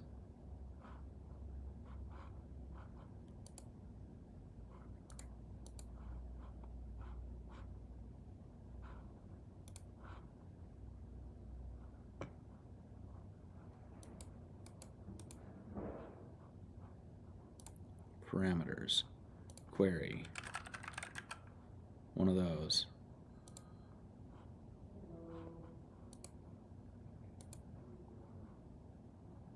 Without, no, I want you to do it with bearer. But I also don't want to have to show this to everybody.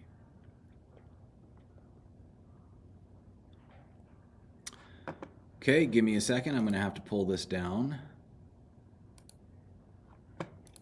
You can have Sanity auto-generate. Okay, so having Sanity auto-generate I think is fine.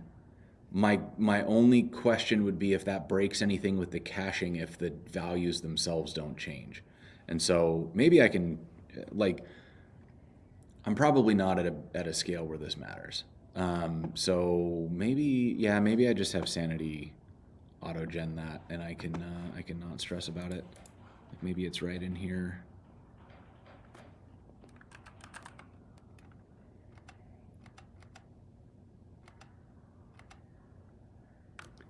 Auto-generate keys, true. So we can just toss that into here for now.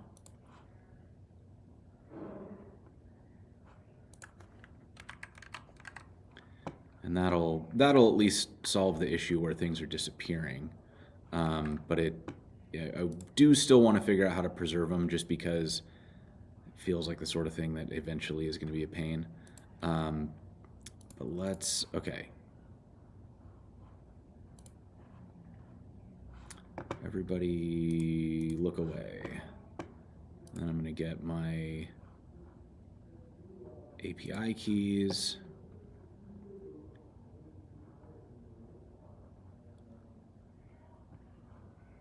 But that's not a bearer token.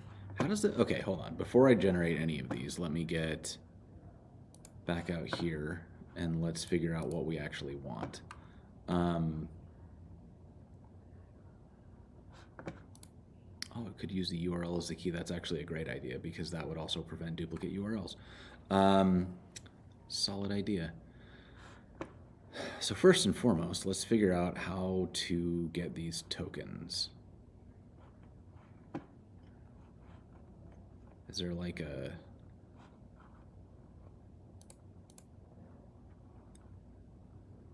secret key obtained under API keys in the dashboard?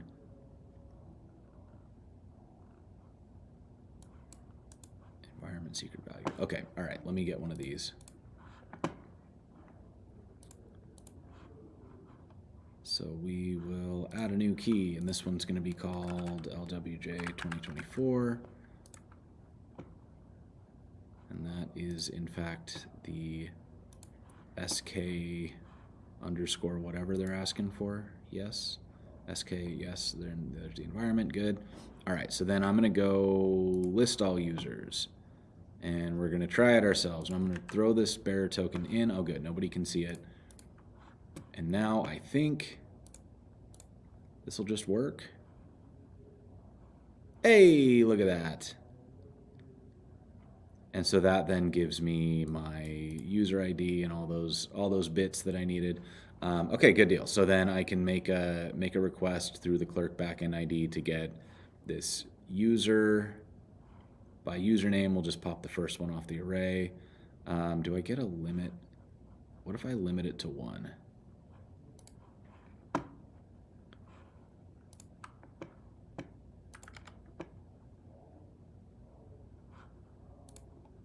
Does it give me? Still does an array, but that's okay. So I'm going to take this off screen for one more second because I need to put it in my environment now.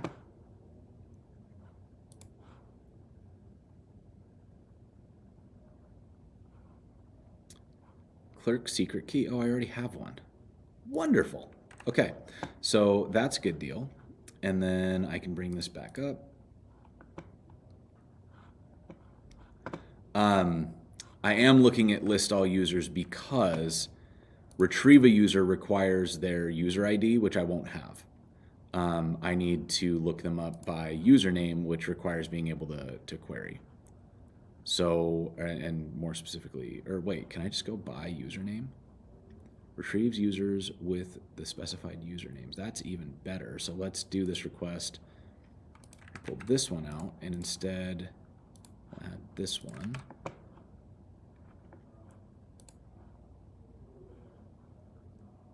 Yeah, that's an even better request because we get user by username, limit 1, and really I can probably drop most of that. But so do I have, just create a clerk.ts so that I can make my queries in here. We're going to look to see if clerk backend JS SDK. Yeah, that's probably what I wanted. So we're going to copy this.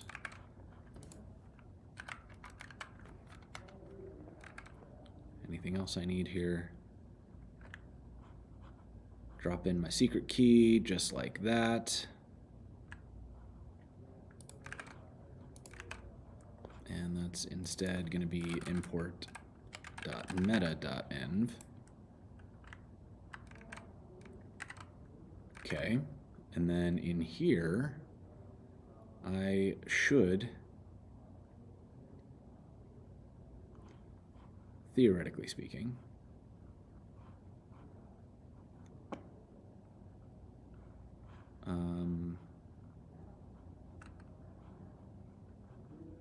yeah, get user list. Yeah, okay.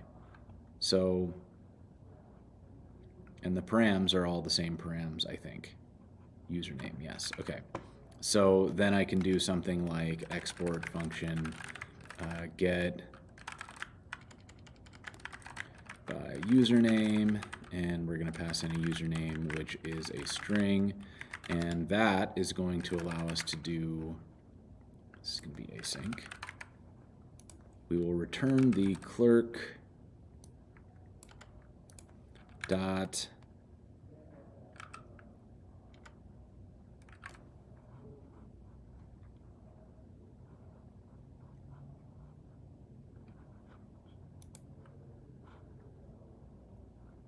clerk client.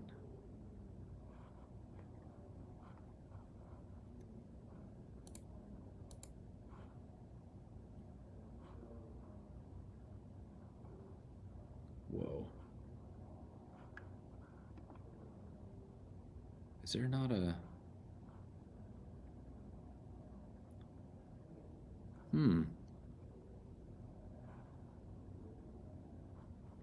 Clerk's backend API. Okay, so we want users. We want list all users. Can I switch it over to be the SDK?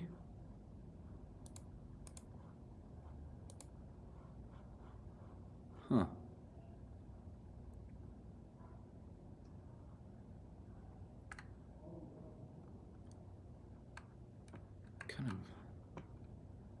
maybe not their users.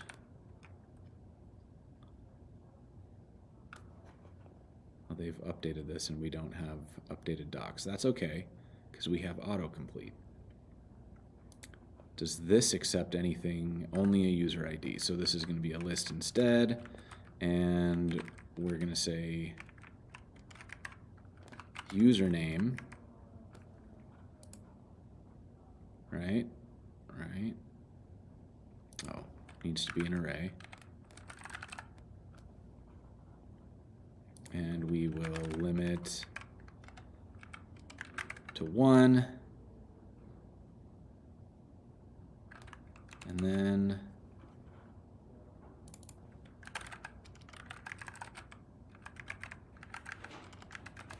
right, because this does return a promise, right? Yes, it does. And then we're going to just return the first one, results at 0. Oh. Data at 0. Okay, so that will give us our user by username. So then back on our username page, we can say const clerk user equals await get user by username, and we'll pop in this username here. And then now that we have the clerk user, we can get the actual user, or we'll say person, and that is await person by ID, and that's going to be clerk user dot ID.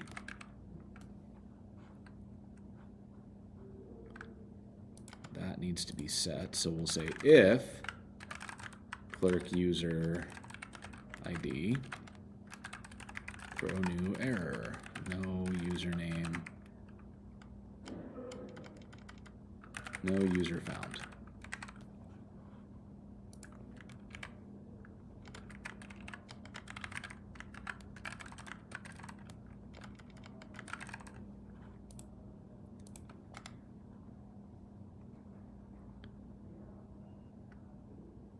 What? Argument of type string is not assignable.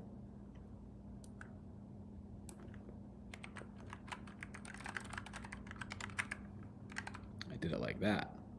Okay, so then we got our person. So then we can dump that.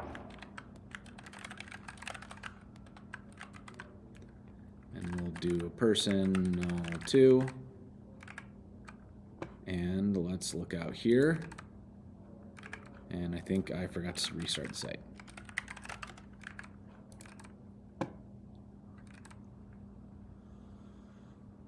Heyo. Okay, so now we have our person is being loaded by their username. The username is being handled by clerk. We do a lookup by the person's username.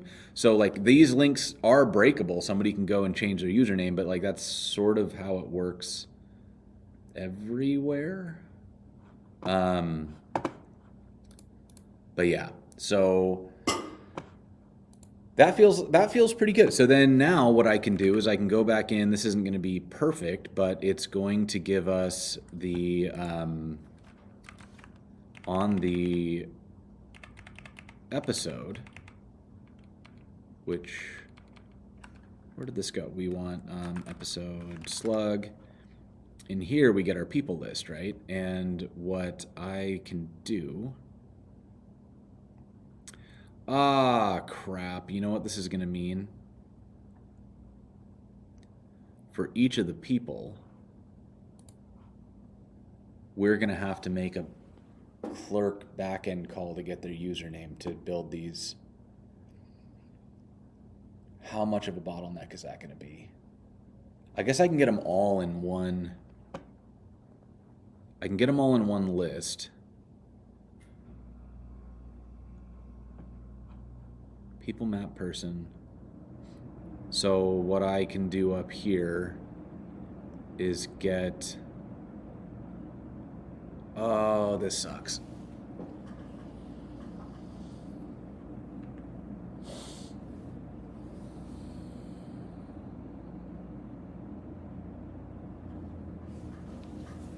Our build time is going to be long if I'm statically generating everybody's profile. That's a good question. I don't know. Let's find out. Like, I'll start there, and if it's too long, I can always switch it and try to make it faster. I could also choose like the most likely to be visited, like maybe the people who have been in episodes of the show. I generate their profiles, and everybody else would be dynamically loaded, or something like that. I could handle it a handful of ways, because we can do hybrid mode, right? Where we have, if that person is found, statically generate. If not, we can do a server-side load, and that way we would have, yeah, I think that would be good, because that would give us a nice setup. Yeah, I mean, I figured that's, yeah, let's not worry about it until it becomes a problem. I'll see how long my builds are, and if I need to fix it, I'll fix it. But in the meantime, how are we doing on time? All right, I want to make sure I have time. I got asked a handful of questions, and I want to make sure that I can actually answer them. Let me see. There are a couple others that I should mark.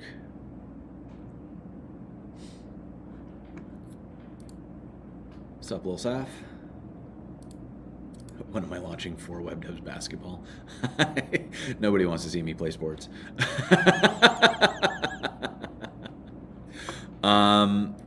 So yeah, let's do this. I'm gonna get my episode people, right? And then what I need to do with my people is get clerk IDs from people, query clerk for usernames by IDs,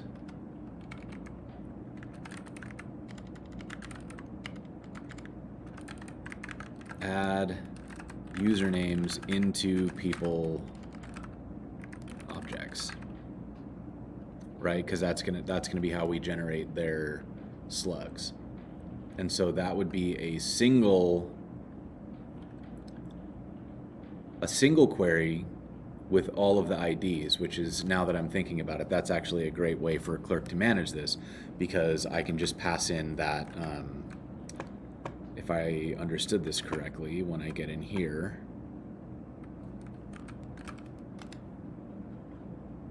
this user IDs is also an array. So we'll just pass in an array of user IDs. So let's export async function, load users by IDs, and spell load right.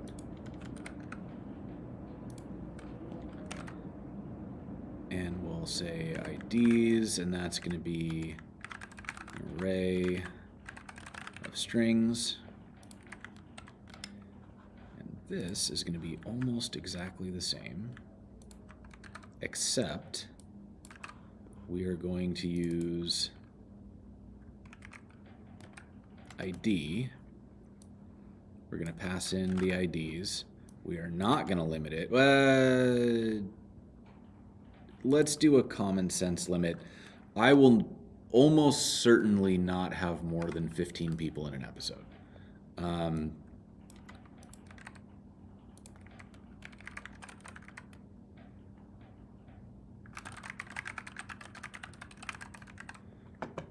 Probably don't want a magic number in there, but like, it seems unlikely that I would have more than 15 people in an episode of anything for now. Like,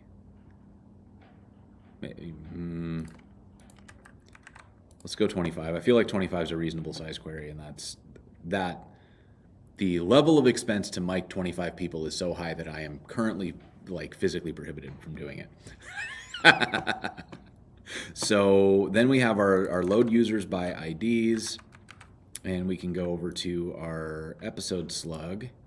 And so what we will say is const user IDs is going to be people.map, and that's going to give us a person, and I want the person.clerk. Oh, we're not getting that yet. We need to go and get that. So episode people, get episode by slug. So we need to go into our Sanity setup. We need to go into episode by slug. And we need to make sure that our people come back with their clerk IDs, which they should. Which might just mean I need to rerun that type gen.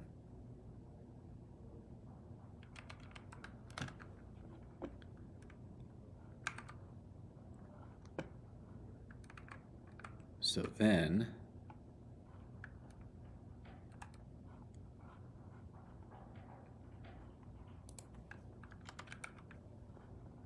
I should have bio links name photo. Where's my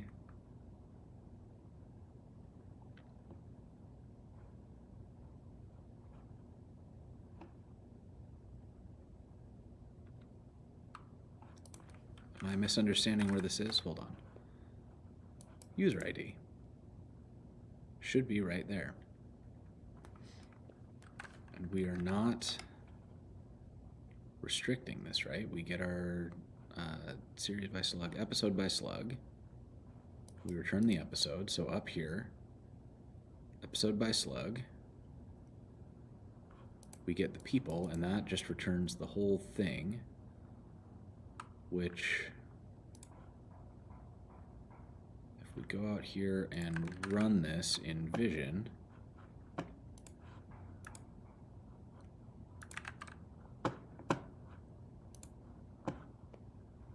that gives us back all of our related stuff, and then we get our, where's our people? Here's our people. So we get photo,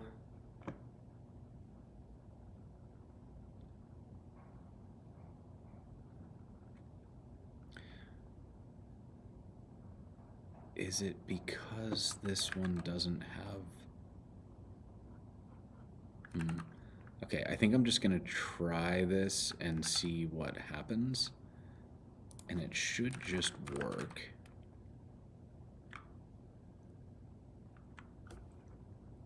See, and you're mad because it does not exist, but it does exist.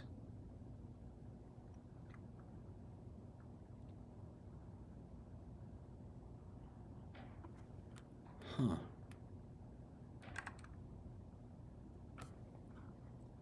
But then, because we have our user IDs, we can get our clerk users would be await,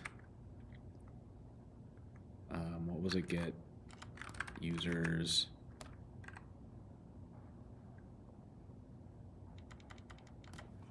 what did we call that? Load users.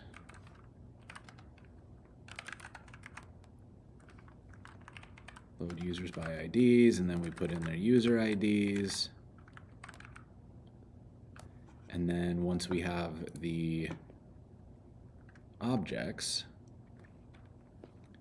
we would then have, is a limit necessary? Is a great question. I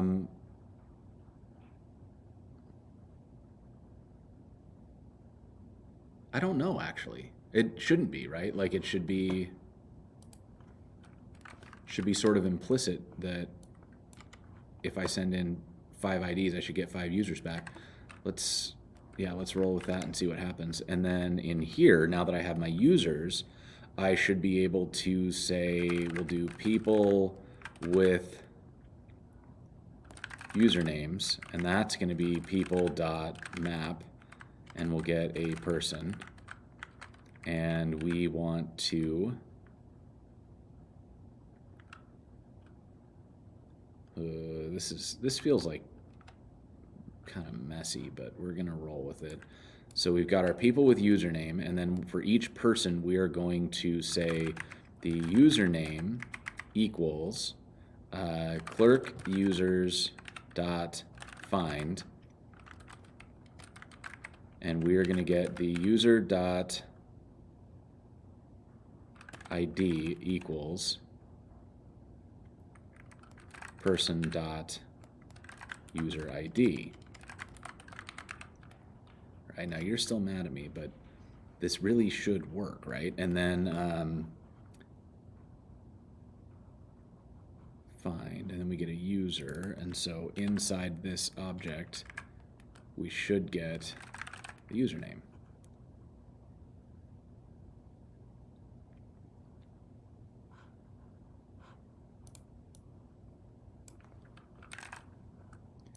Okay, so then we're just gonna return the person, but we're gonna add a username, which will be user.username.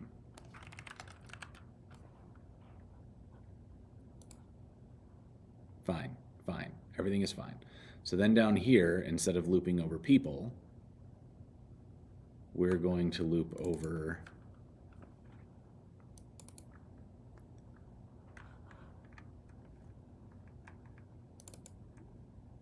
people with username.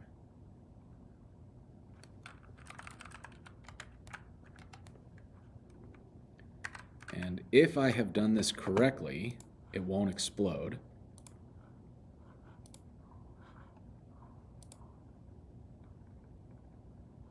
And we all get, oh, we actually have to update this. We need to update their link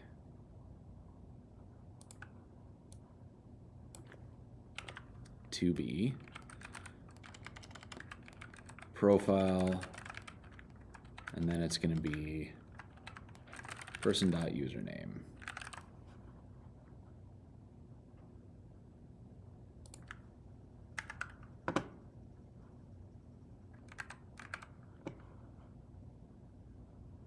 And for mine, which is the only one that has a clerk ID associated, it works.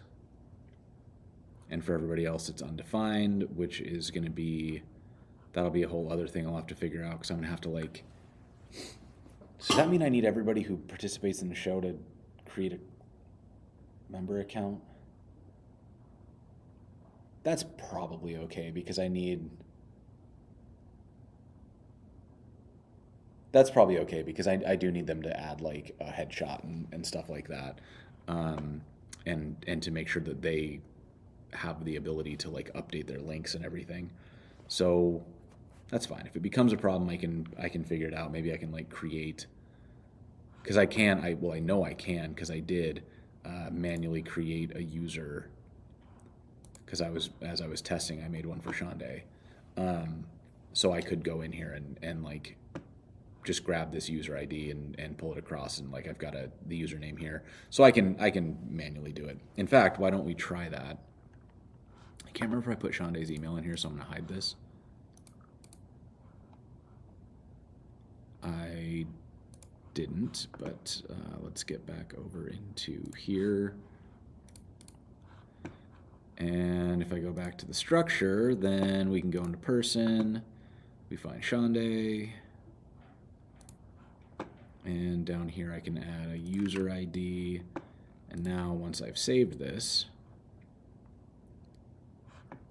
when we get back out here and reload the page, we get a profile for Shonday. And it shows that we don't really have much detail. We've got, you know, Shonday's image and everything, but we don't really have anything else. And that is okay, because we need profiles to work that are super minimal. But we do have a name, we have a photo, and that means that we can do the very basics here of creating, like we've got a URL to create.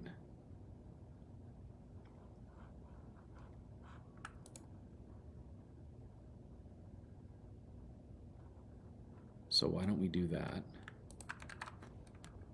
Go into the username, and then up here we're going to import this Cloudinary util, and we'll go with a 400 cropped image. And I've got my person right, so that's all good. Then down here, we can do an image. The source will be the image URL. And in fact, I have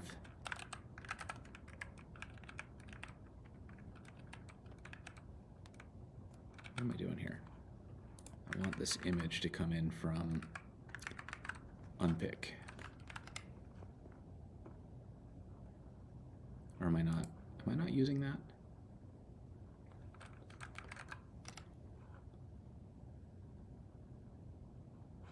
Yeah, I've got it. Okay.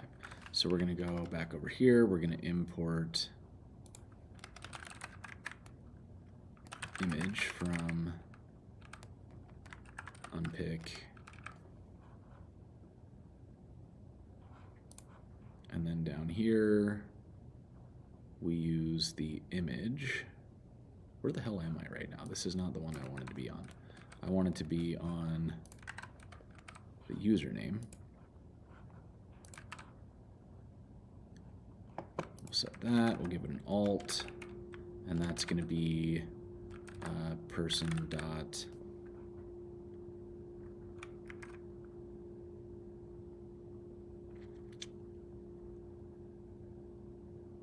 name.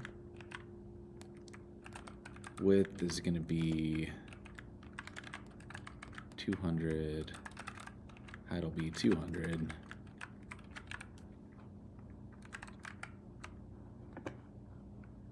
Unable to render image because it's undefined.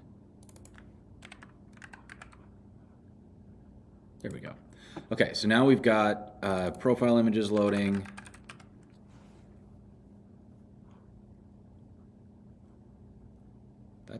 That's not right. That's too big. That shouldn't be that slow. Like, that should have been way faster. I gotta fix this one because this image, I think the problem is that this image is like 50 megabytes or something ridiculous like that, because it's a, like, the full size version of it is my, like, press headshot. But yeah. I mean, the types, I just regenerated those types.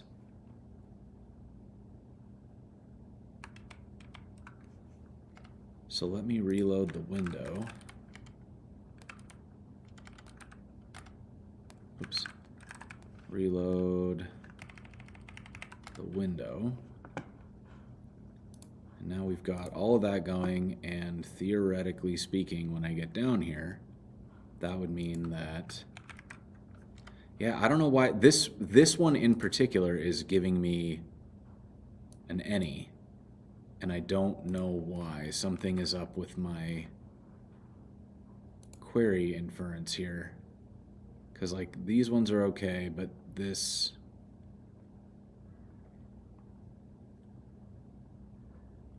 person by ID query, this one is right. And there's nothing weird in this.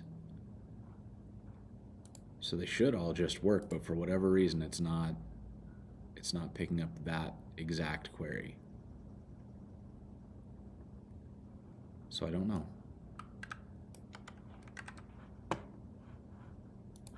What if I change the query a little bit and see if I can get it to do that?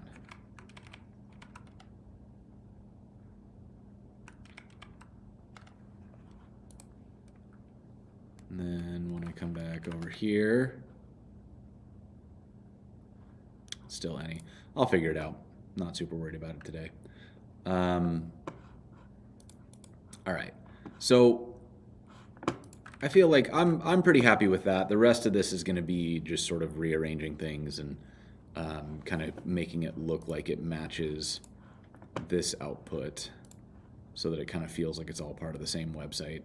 And I don't think that's going to be particularly interesting, and I feel like it's the sort of thing that I want to do while I watch TV later. So I'm gonna call it there. and why don't we spend some time? I saw some questions, so I don't know if folks are still here, but I'm going to answer their questions anyways. 3 months into CSS, but still can't create tabs. Can you give me some tips? So the thing about CSS is that CSS is a language like it's a very expressive language, and a lot of it is kind of done through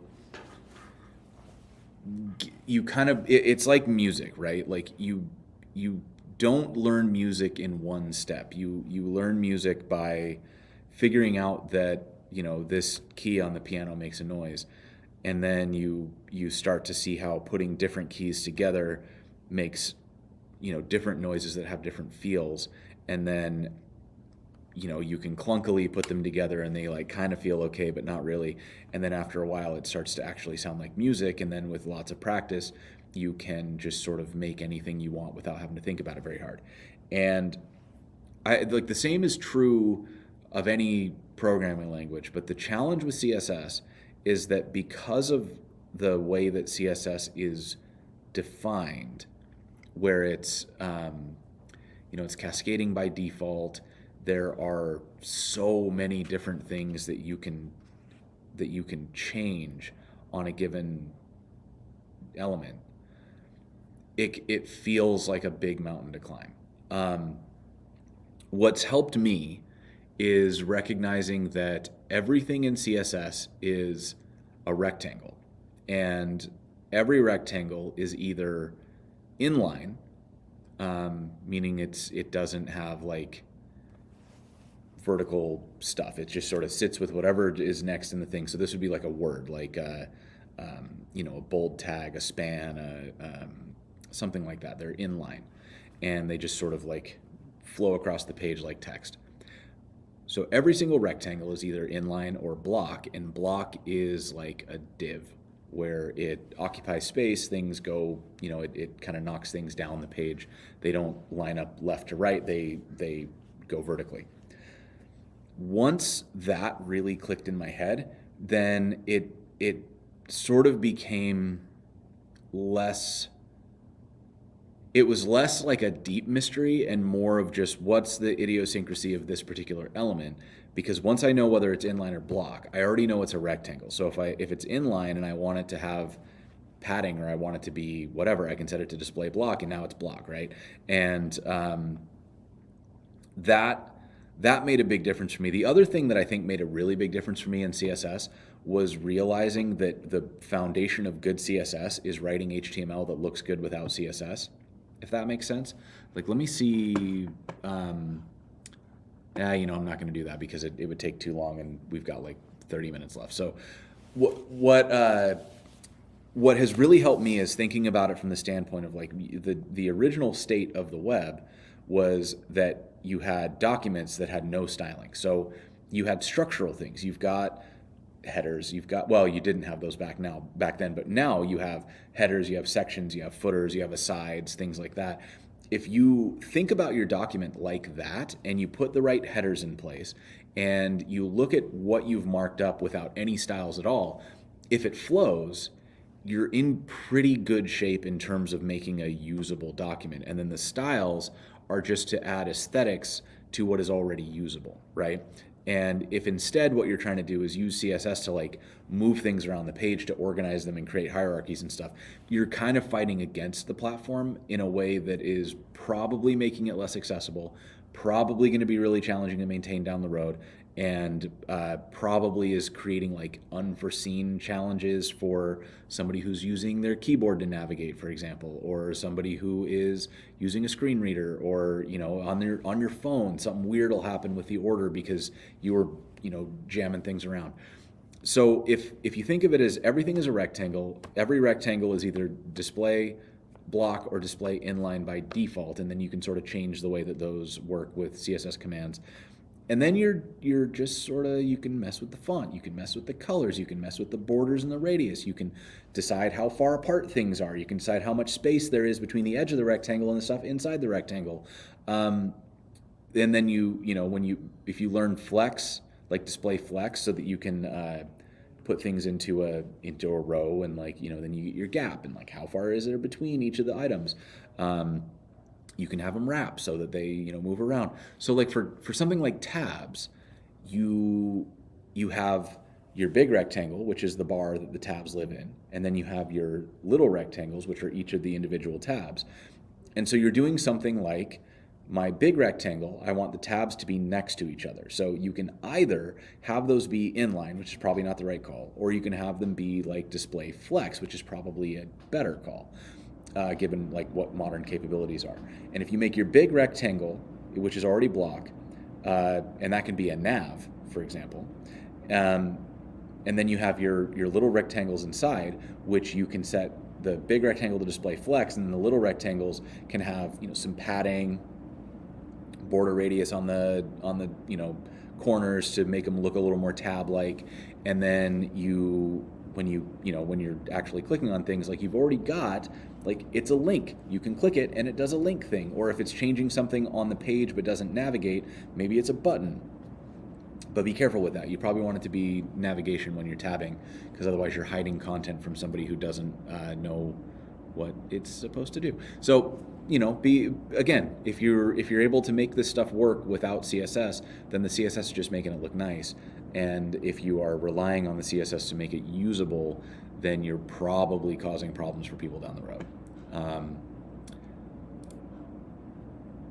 Just looking at the.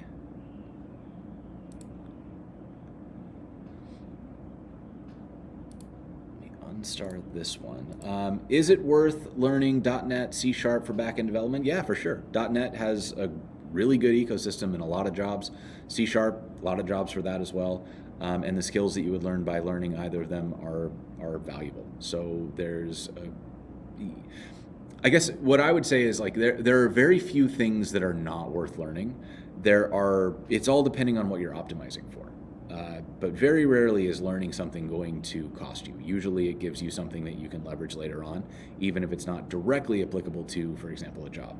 But in the case of .NET or C#, it is directly applicable to a job.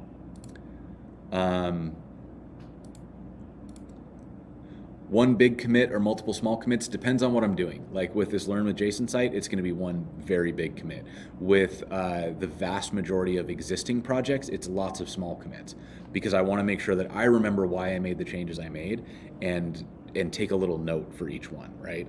So I tend to do like a feature as a PR, and whatever it takes to build that feature, but then using my discretion to decide what's the scope of that feature, right? Like, not, I'm going to do this feature plus this other little thing, or this feature has become a new website, but rather like, okay, this feature is adding, it's fixing the footer on this site, and I do that PR, commit it, and that tends to help me out a lot with organizing my thoughts and also getting things shipped, because if I make it small and I'm shipping small commits, I can do a lot of those and not get overwhelmed. One big commit is very overwhelming.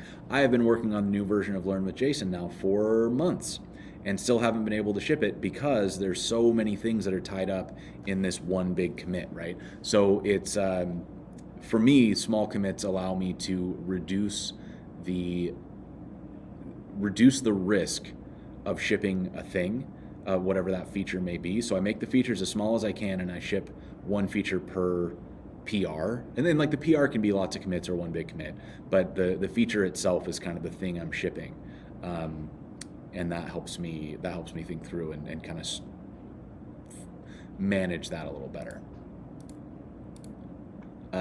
Is that an Ergodox easy with the tenting mechanism? This is a Moonlander with, it's not the custom tenting mechanism, it is the ZSA Moonlander tent thing. They call it this, what's it called? The stand or something. It's like 900 pounds, made out of solid metal. It's great. It doesn't move around when I type and stuff, because one of the things that I used to run into is, as I was typing, I would kind of push it together.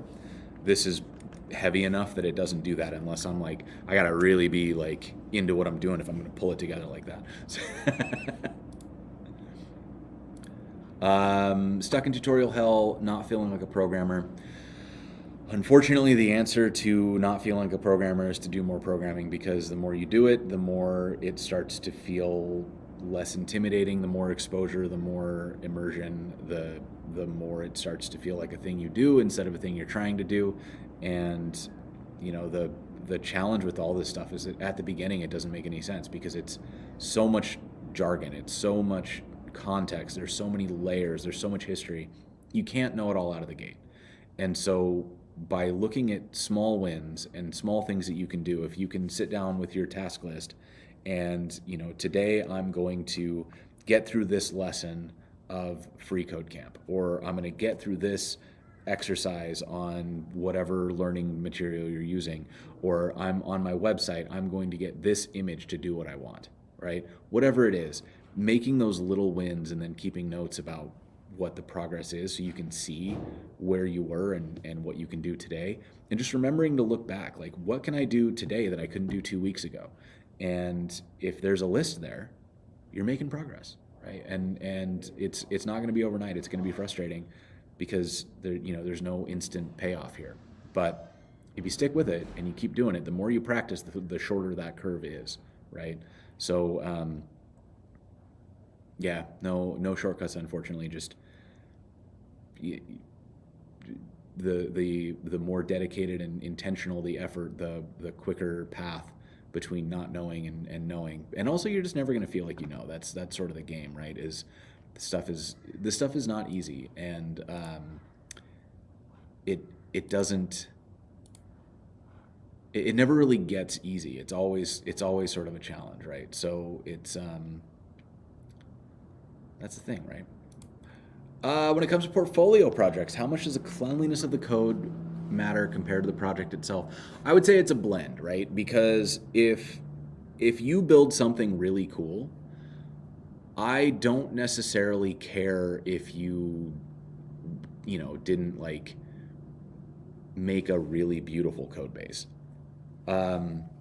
However, if I look at your code base and it is an absolute trash fire, like everything's commented out and there's a bunch of code that's not used, and you've got mess, all duplicate things, and just like tons and tons of mess, that makes me worry about the attention to detail and the maintainability of the code, right? Because in a code base on a team, it's really important that the team can navigate the code, and if you make code that, like, with a little bit of care would be perfectly fine, not a problem. Like, it can be a little messy. It's your code, it's your project, you weren't working with a team.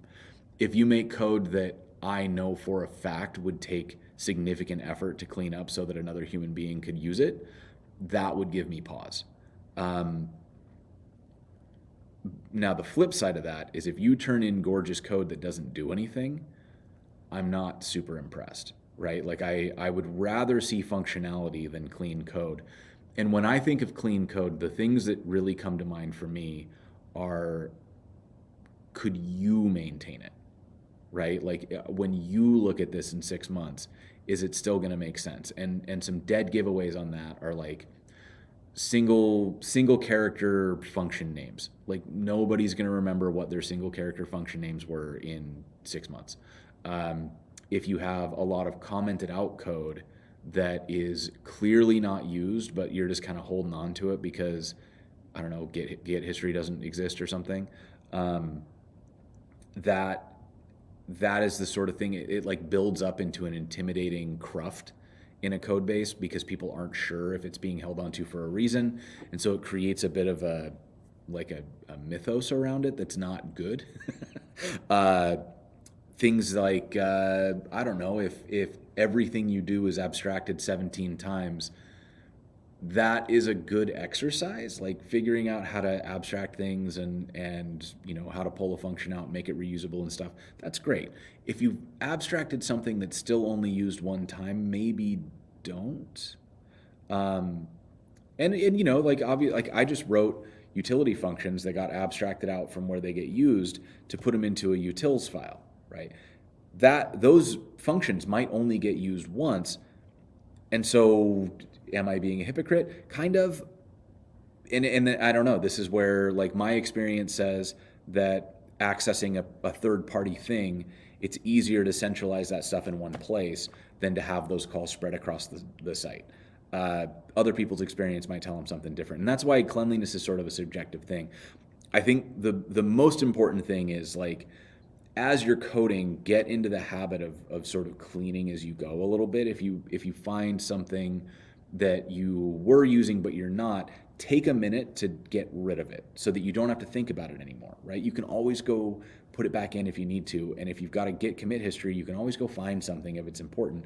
But very little code is important, and usually, even if you do find yourself needing whatever it was that you did, you're probably gonna like revisit it and rewrite it with the knowledge you have today.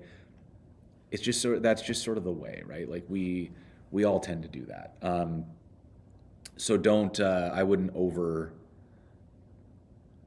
To answer that very succinctly, don't stress about code cleanliness, but also don't completely ignore it. I would say a moderate amount of effort to keep your code base clean is just good for you as a developer, and it shows the people that you would potentially be working with that that is a concern of yours and that it's something that's not going to be an issue if you join the team.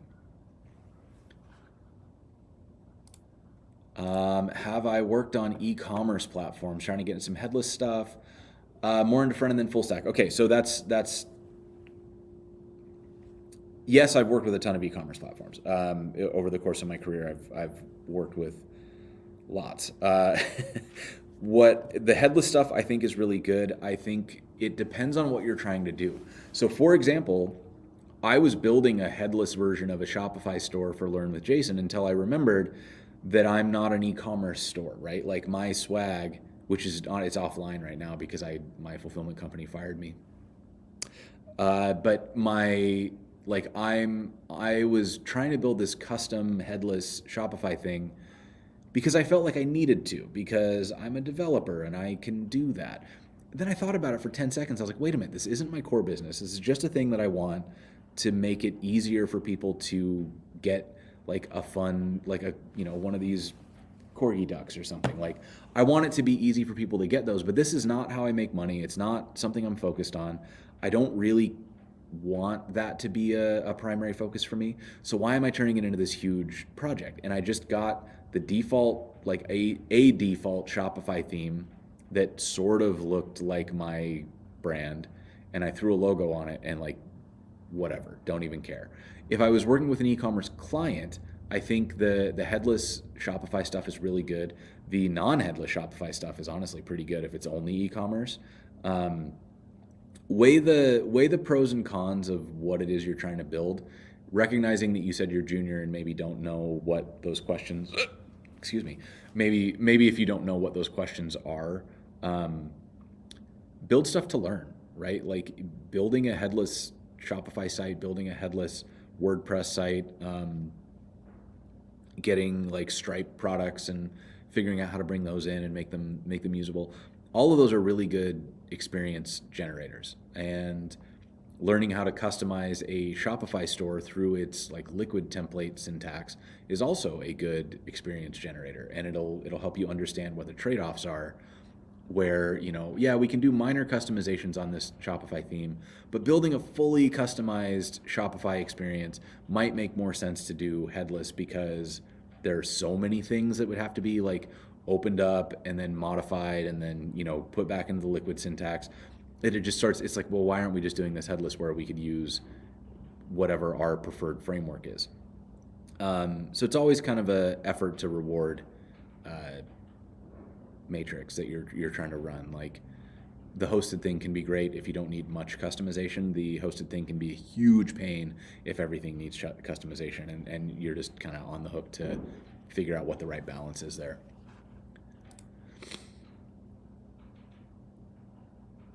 Let's see.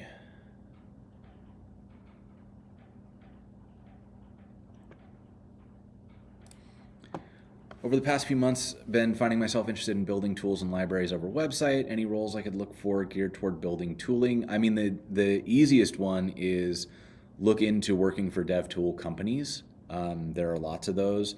A lot of companies have what's called an internal tools team, and they will build internal libraries. They will build well, they also build things like internal dashboards. Um, you could look for like an API team, so somebody who builds the SDKs for those tools. Or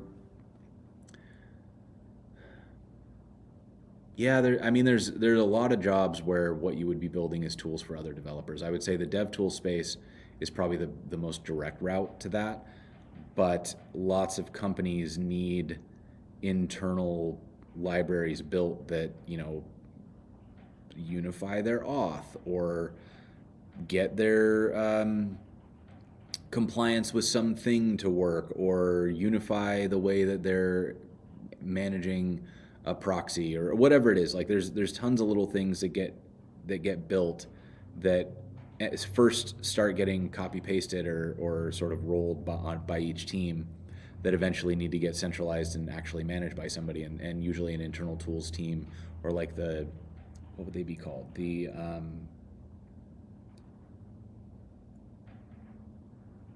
I've heard other names, but it's escaping me right now. But those sorts of things. But ultimately, when you're looking for the job, just look at the job description, because sometimes like a design systems team might be building a lot of internal tooling. It really depends on the company and like what they think each role is supposed to do. Kind of a lot of optionality there.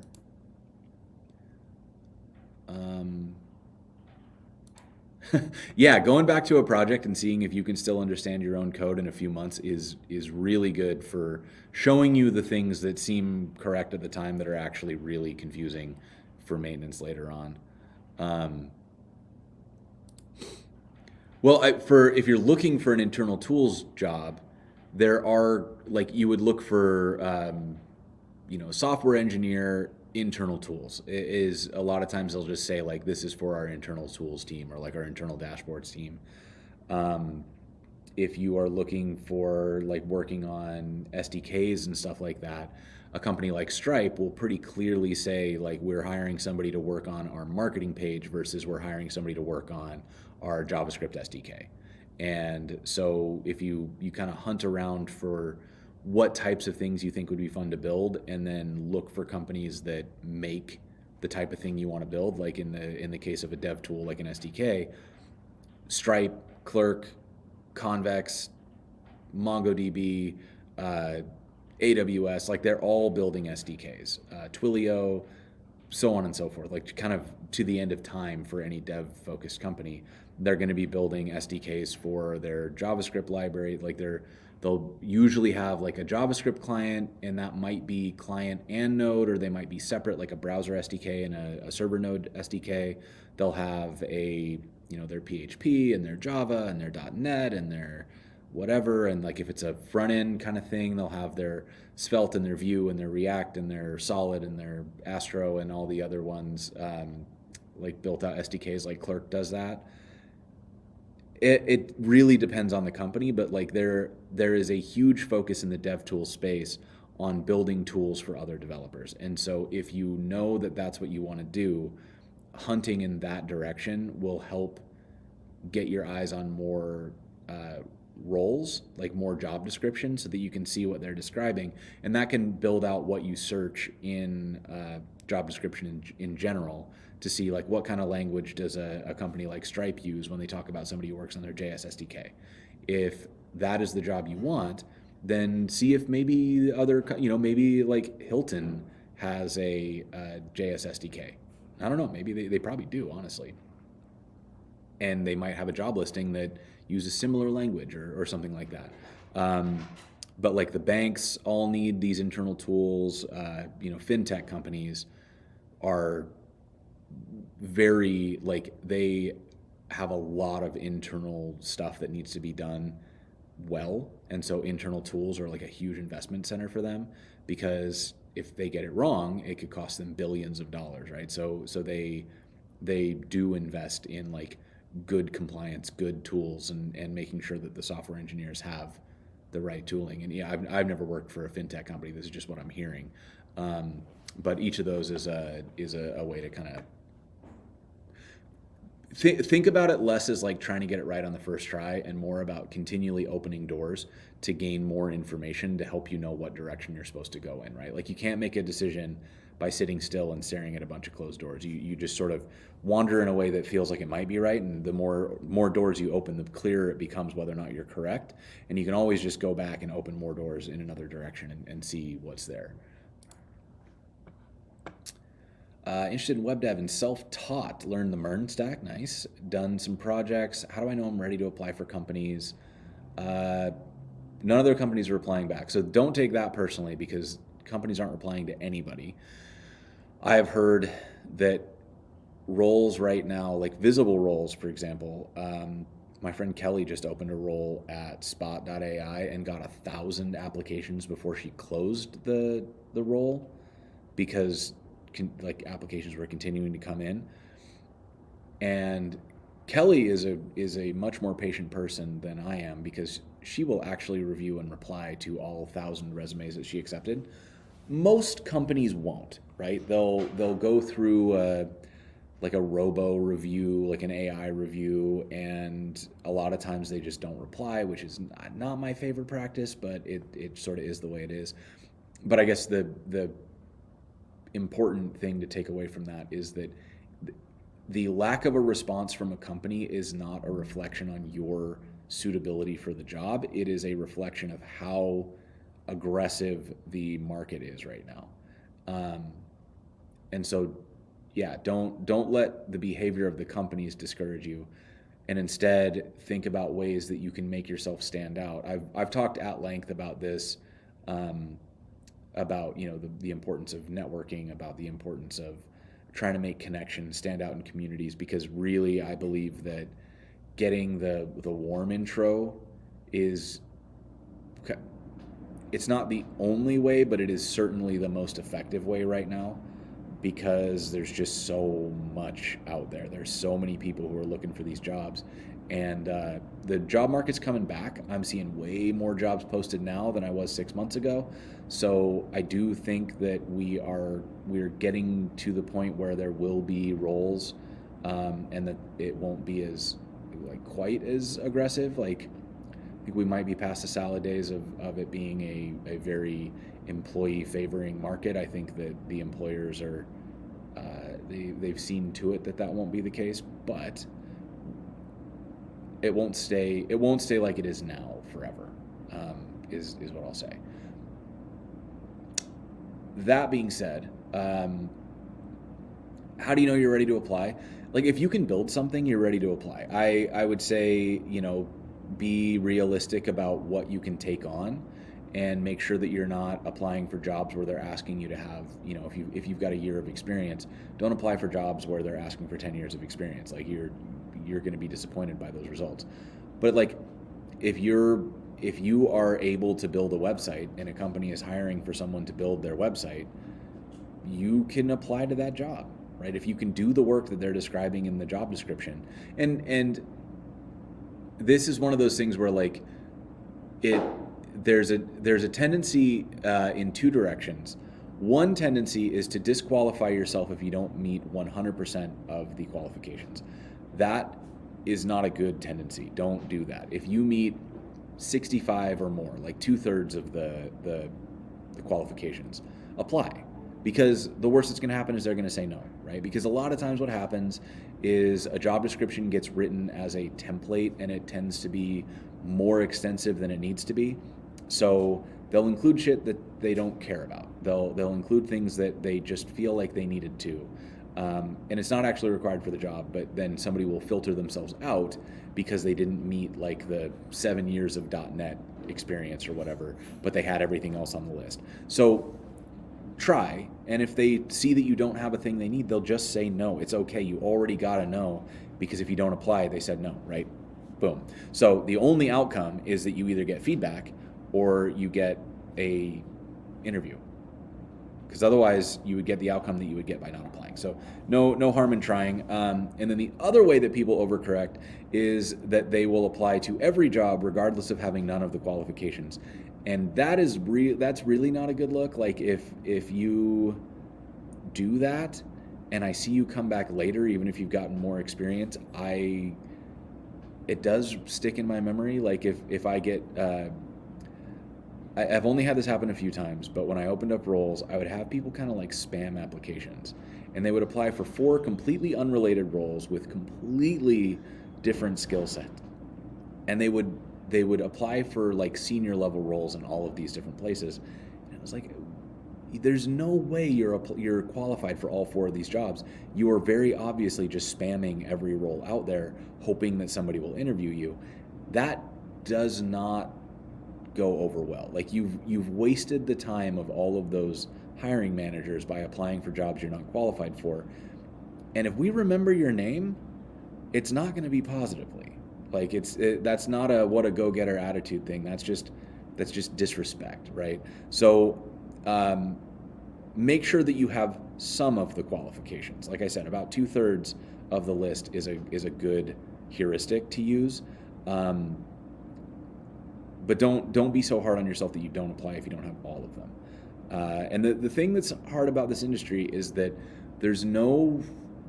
we haven't decided as an industry on what any of these roles mean. So a developer relations engineer at 5 different companies will be 5 different jobs, and I'm not being facetious. Like it's literally like the job duties will be completely different. I know people who work in DevRel who are effectively full-time on docs. I know people who work in DevRel who only speak at conferences. I know people who work in DevRel who never speak at conferences. That is a job with one of the least consistent job descriptions I've ever seen. But software engineers the same way. Like if you look at the job description for a software engineer, what I did when I was a software engineer at IBM is almost certainly different than what other software engineers, even at IBM, were doing. And if you compare what a software engineer at Nike does to what a software engineer at Netflix does to what a software engineer at Microsoft does, they're very different jobs. And the way that they get leveled is very different. Somebody who's called a senior engineer at Netflix might be way over leveled for somebody who would be called a senior at, say, AWS, right? And I'm not saying that's true. That's just kind of I'm pulling an example of names out of my hat. But the challenge with this industry is that it's not standardized. So somebody who has worked at one company will tell you that a thing is true about a job description when it's only true for that company, and more likely it's only true for that person's manager, right? Because even inside the same company, leveling gets super weird, and it's very, very difficult to unify leveling. When I was at Netlify, it was a significant effort inside the company to build unified ladders and leveling and pay scales so that somebody who went from one team to another wouldn't feel like they were drastically over or under leveled because their manager had changed, right? And that also helped us with a lot of things, pay equity, stuff like that. That to me are kind of table stakes, but like it's good, better late than never, right? That is a hard challenge when you're coming in without knowledge, because I think if you're a junior or you're like career transitioning, or you've always worked by yourself and you come into tech and start applying for tech roles, why wouldn't we assume that this industry knows what it's doing? And the fact of the matter is that most of the people who are writing the job descriptions are people just like you who became managers because their manager quit and they said, we need a manager, you're the best engineer on the team, can you do it? And that, they said yeah, because they didn't know what else to do. So now you've got somebody who's an engineer just like you who basically stumbled into management because their manager quit and they had to have somebody there, and then that person gets told to write a job description. If you were to write a job description today, what would it look like? What would be on it? What references would you use? How would you make sure that job description was, I don't know, reasonably similar to other jobs across the industry? And the answer is you wouldn't. You would just make something up, you would post it, and you would hire somebody that suited your needs, right? Unfortunately, that's the state of everything. vanishingly few companies have actually done the work to think about and standardize job descriptions. Most of them just say a spaghetti salad of words they like and technologies that they think are cool, and hopefully those are relevant to the job that they're actually hiring for. Most of the time they are. I would say that the vast majority of job descriptions are kind of somebody thinks about what they did on the team and then they just write that down, which is why I say like 65% is a good heuristic. Like if you're roundabouts 2/3 qualified for a job, throw your hat in the ring, because if you get the interview, you'll very quickly find out what they actually want, because it's not going to match the job description, I promise you.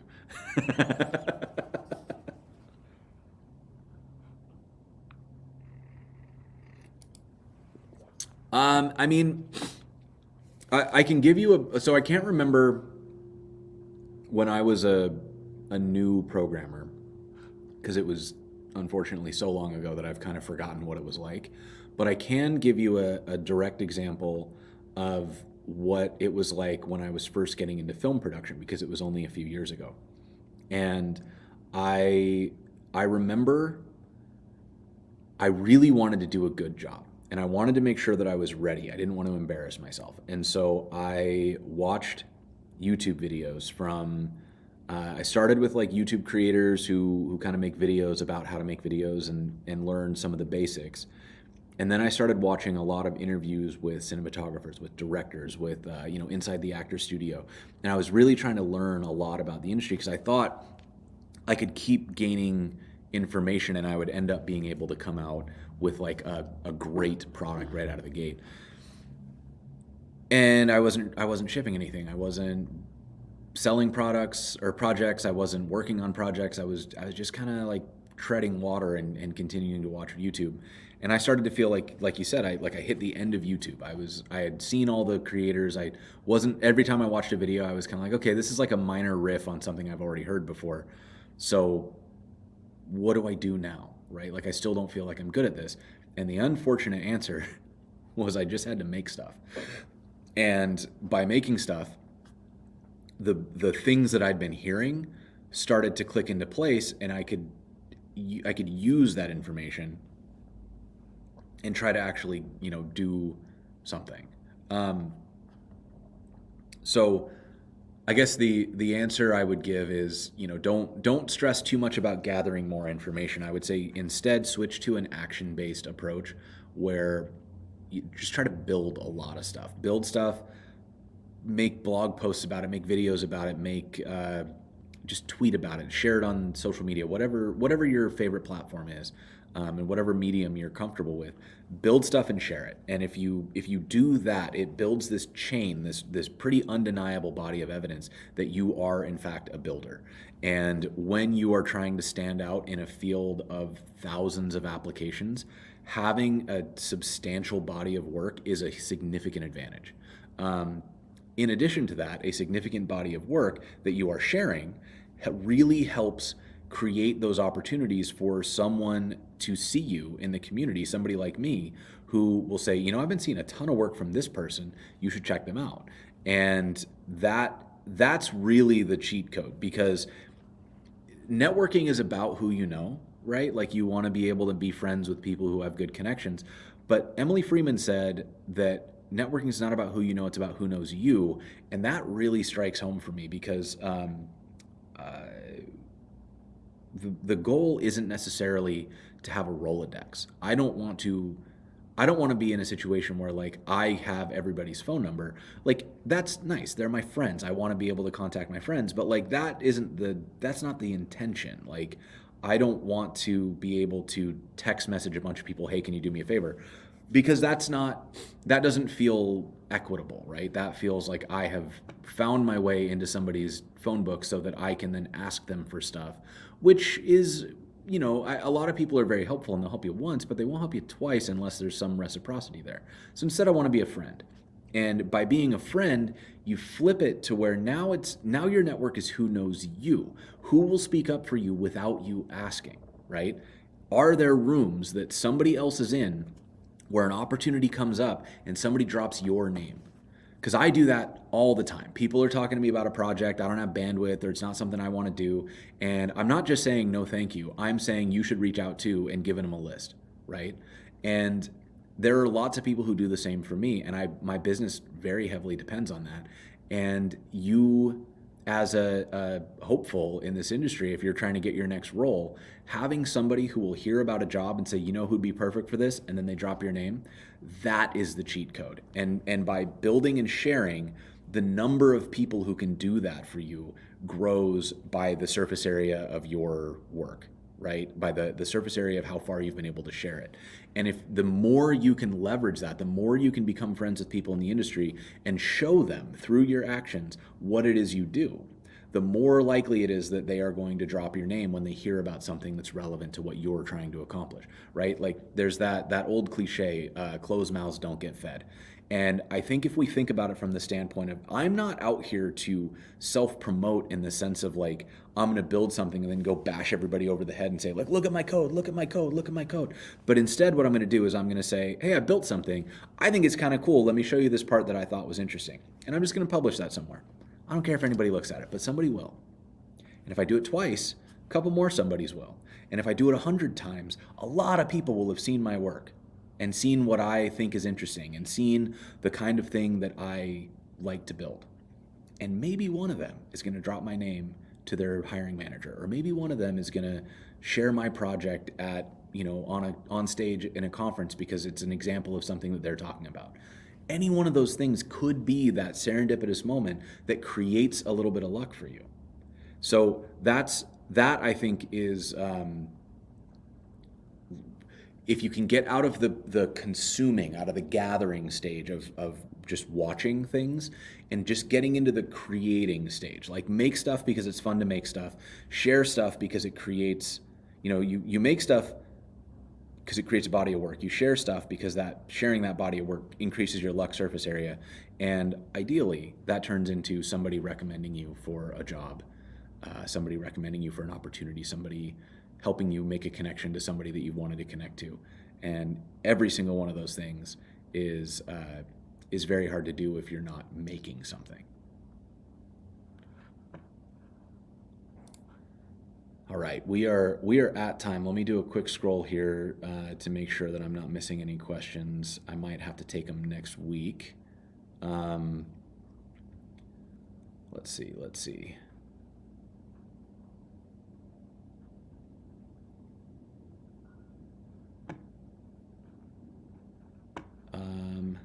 Good. All right, cool. So,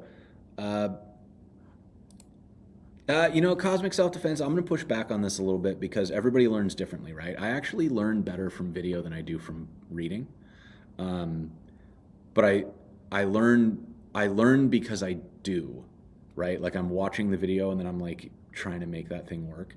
But I think it's important to remember that like each of us learns and internalizes in a different way. So the trick is, it's like any amount of learning is good, and like, but you could also read a bunch of books and never build anything and it wouldn't make any difference, right? So you could watch all of YouTube, read the entire library of every programming book ever written. It still wouldn't get you any results if you don't go out and do something. So find the way that you learn best, but make sure you practice what you're learning, like actually do the stuff and ideally share the stuff you're doing. With that, we are out of time. Thank you all very much. Make sure you come back around on Thursday, because this Thursday, if I can find the link, we got, where is this? Here's my schedule. Yeah, the 29th, that is on Thursday. We are going to be watching, we're going to be learning Solid Start from Ryan Carniato, and that is going to be a great episode. If you've never seen Ryan before, he's like one of those rare like ultra geniuses. He just like thinks about this stuff in a different way, and he has the attention span to like read every single bit of the history and just stay focused on a topic for an eternity. So it is always a treat to learn from Ryan. Mark your calendar, make sure you're here for this one. Get on the newsletter. Also, if you are interested in watching a new episode of the Web Dev Challenge, it is up now for members on YouTube, and it will be public tomorrow morning. So Make sure you go subscribe to the YouTube channel. Hit like on this video too while you're at it, because that always makes me feel a little bit better. We'll see y'all next time.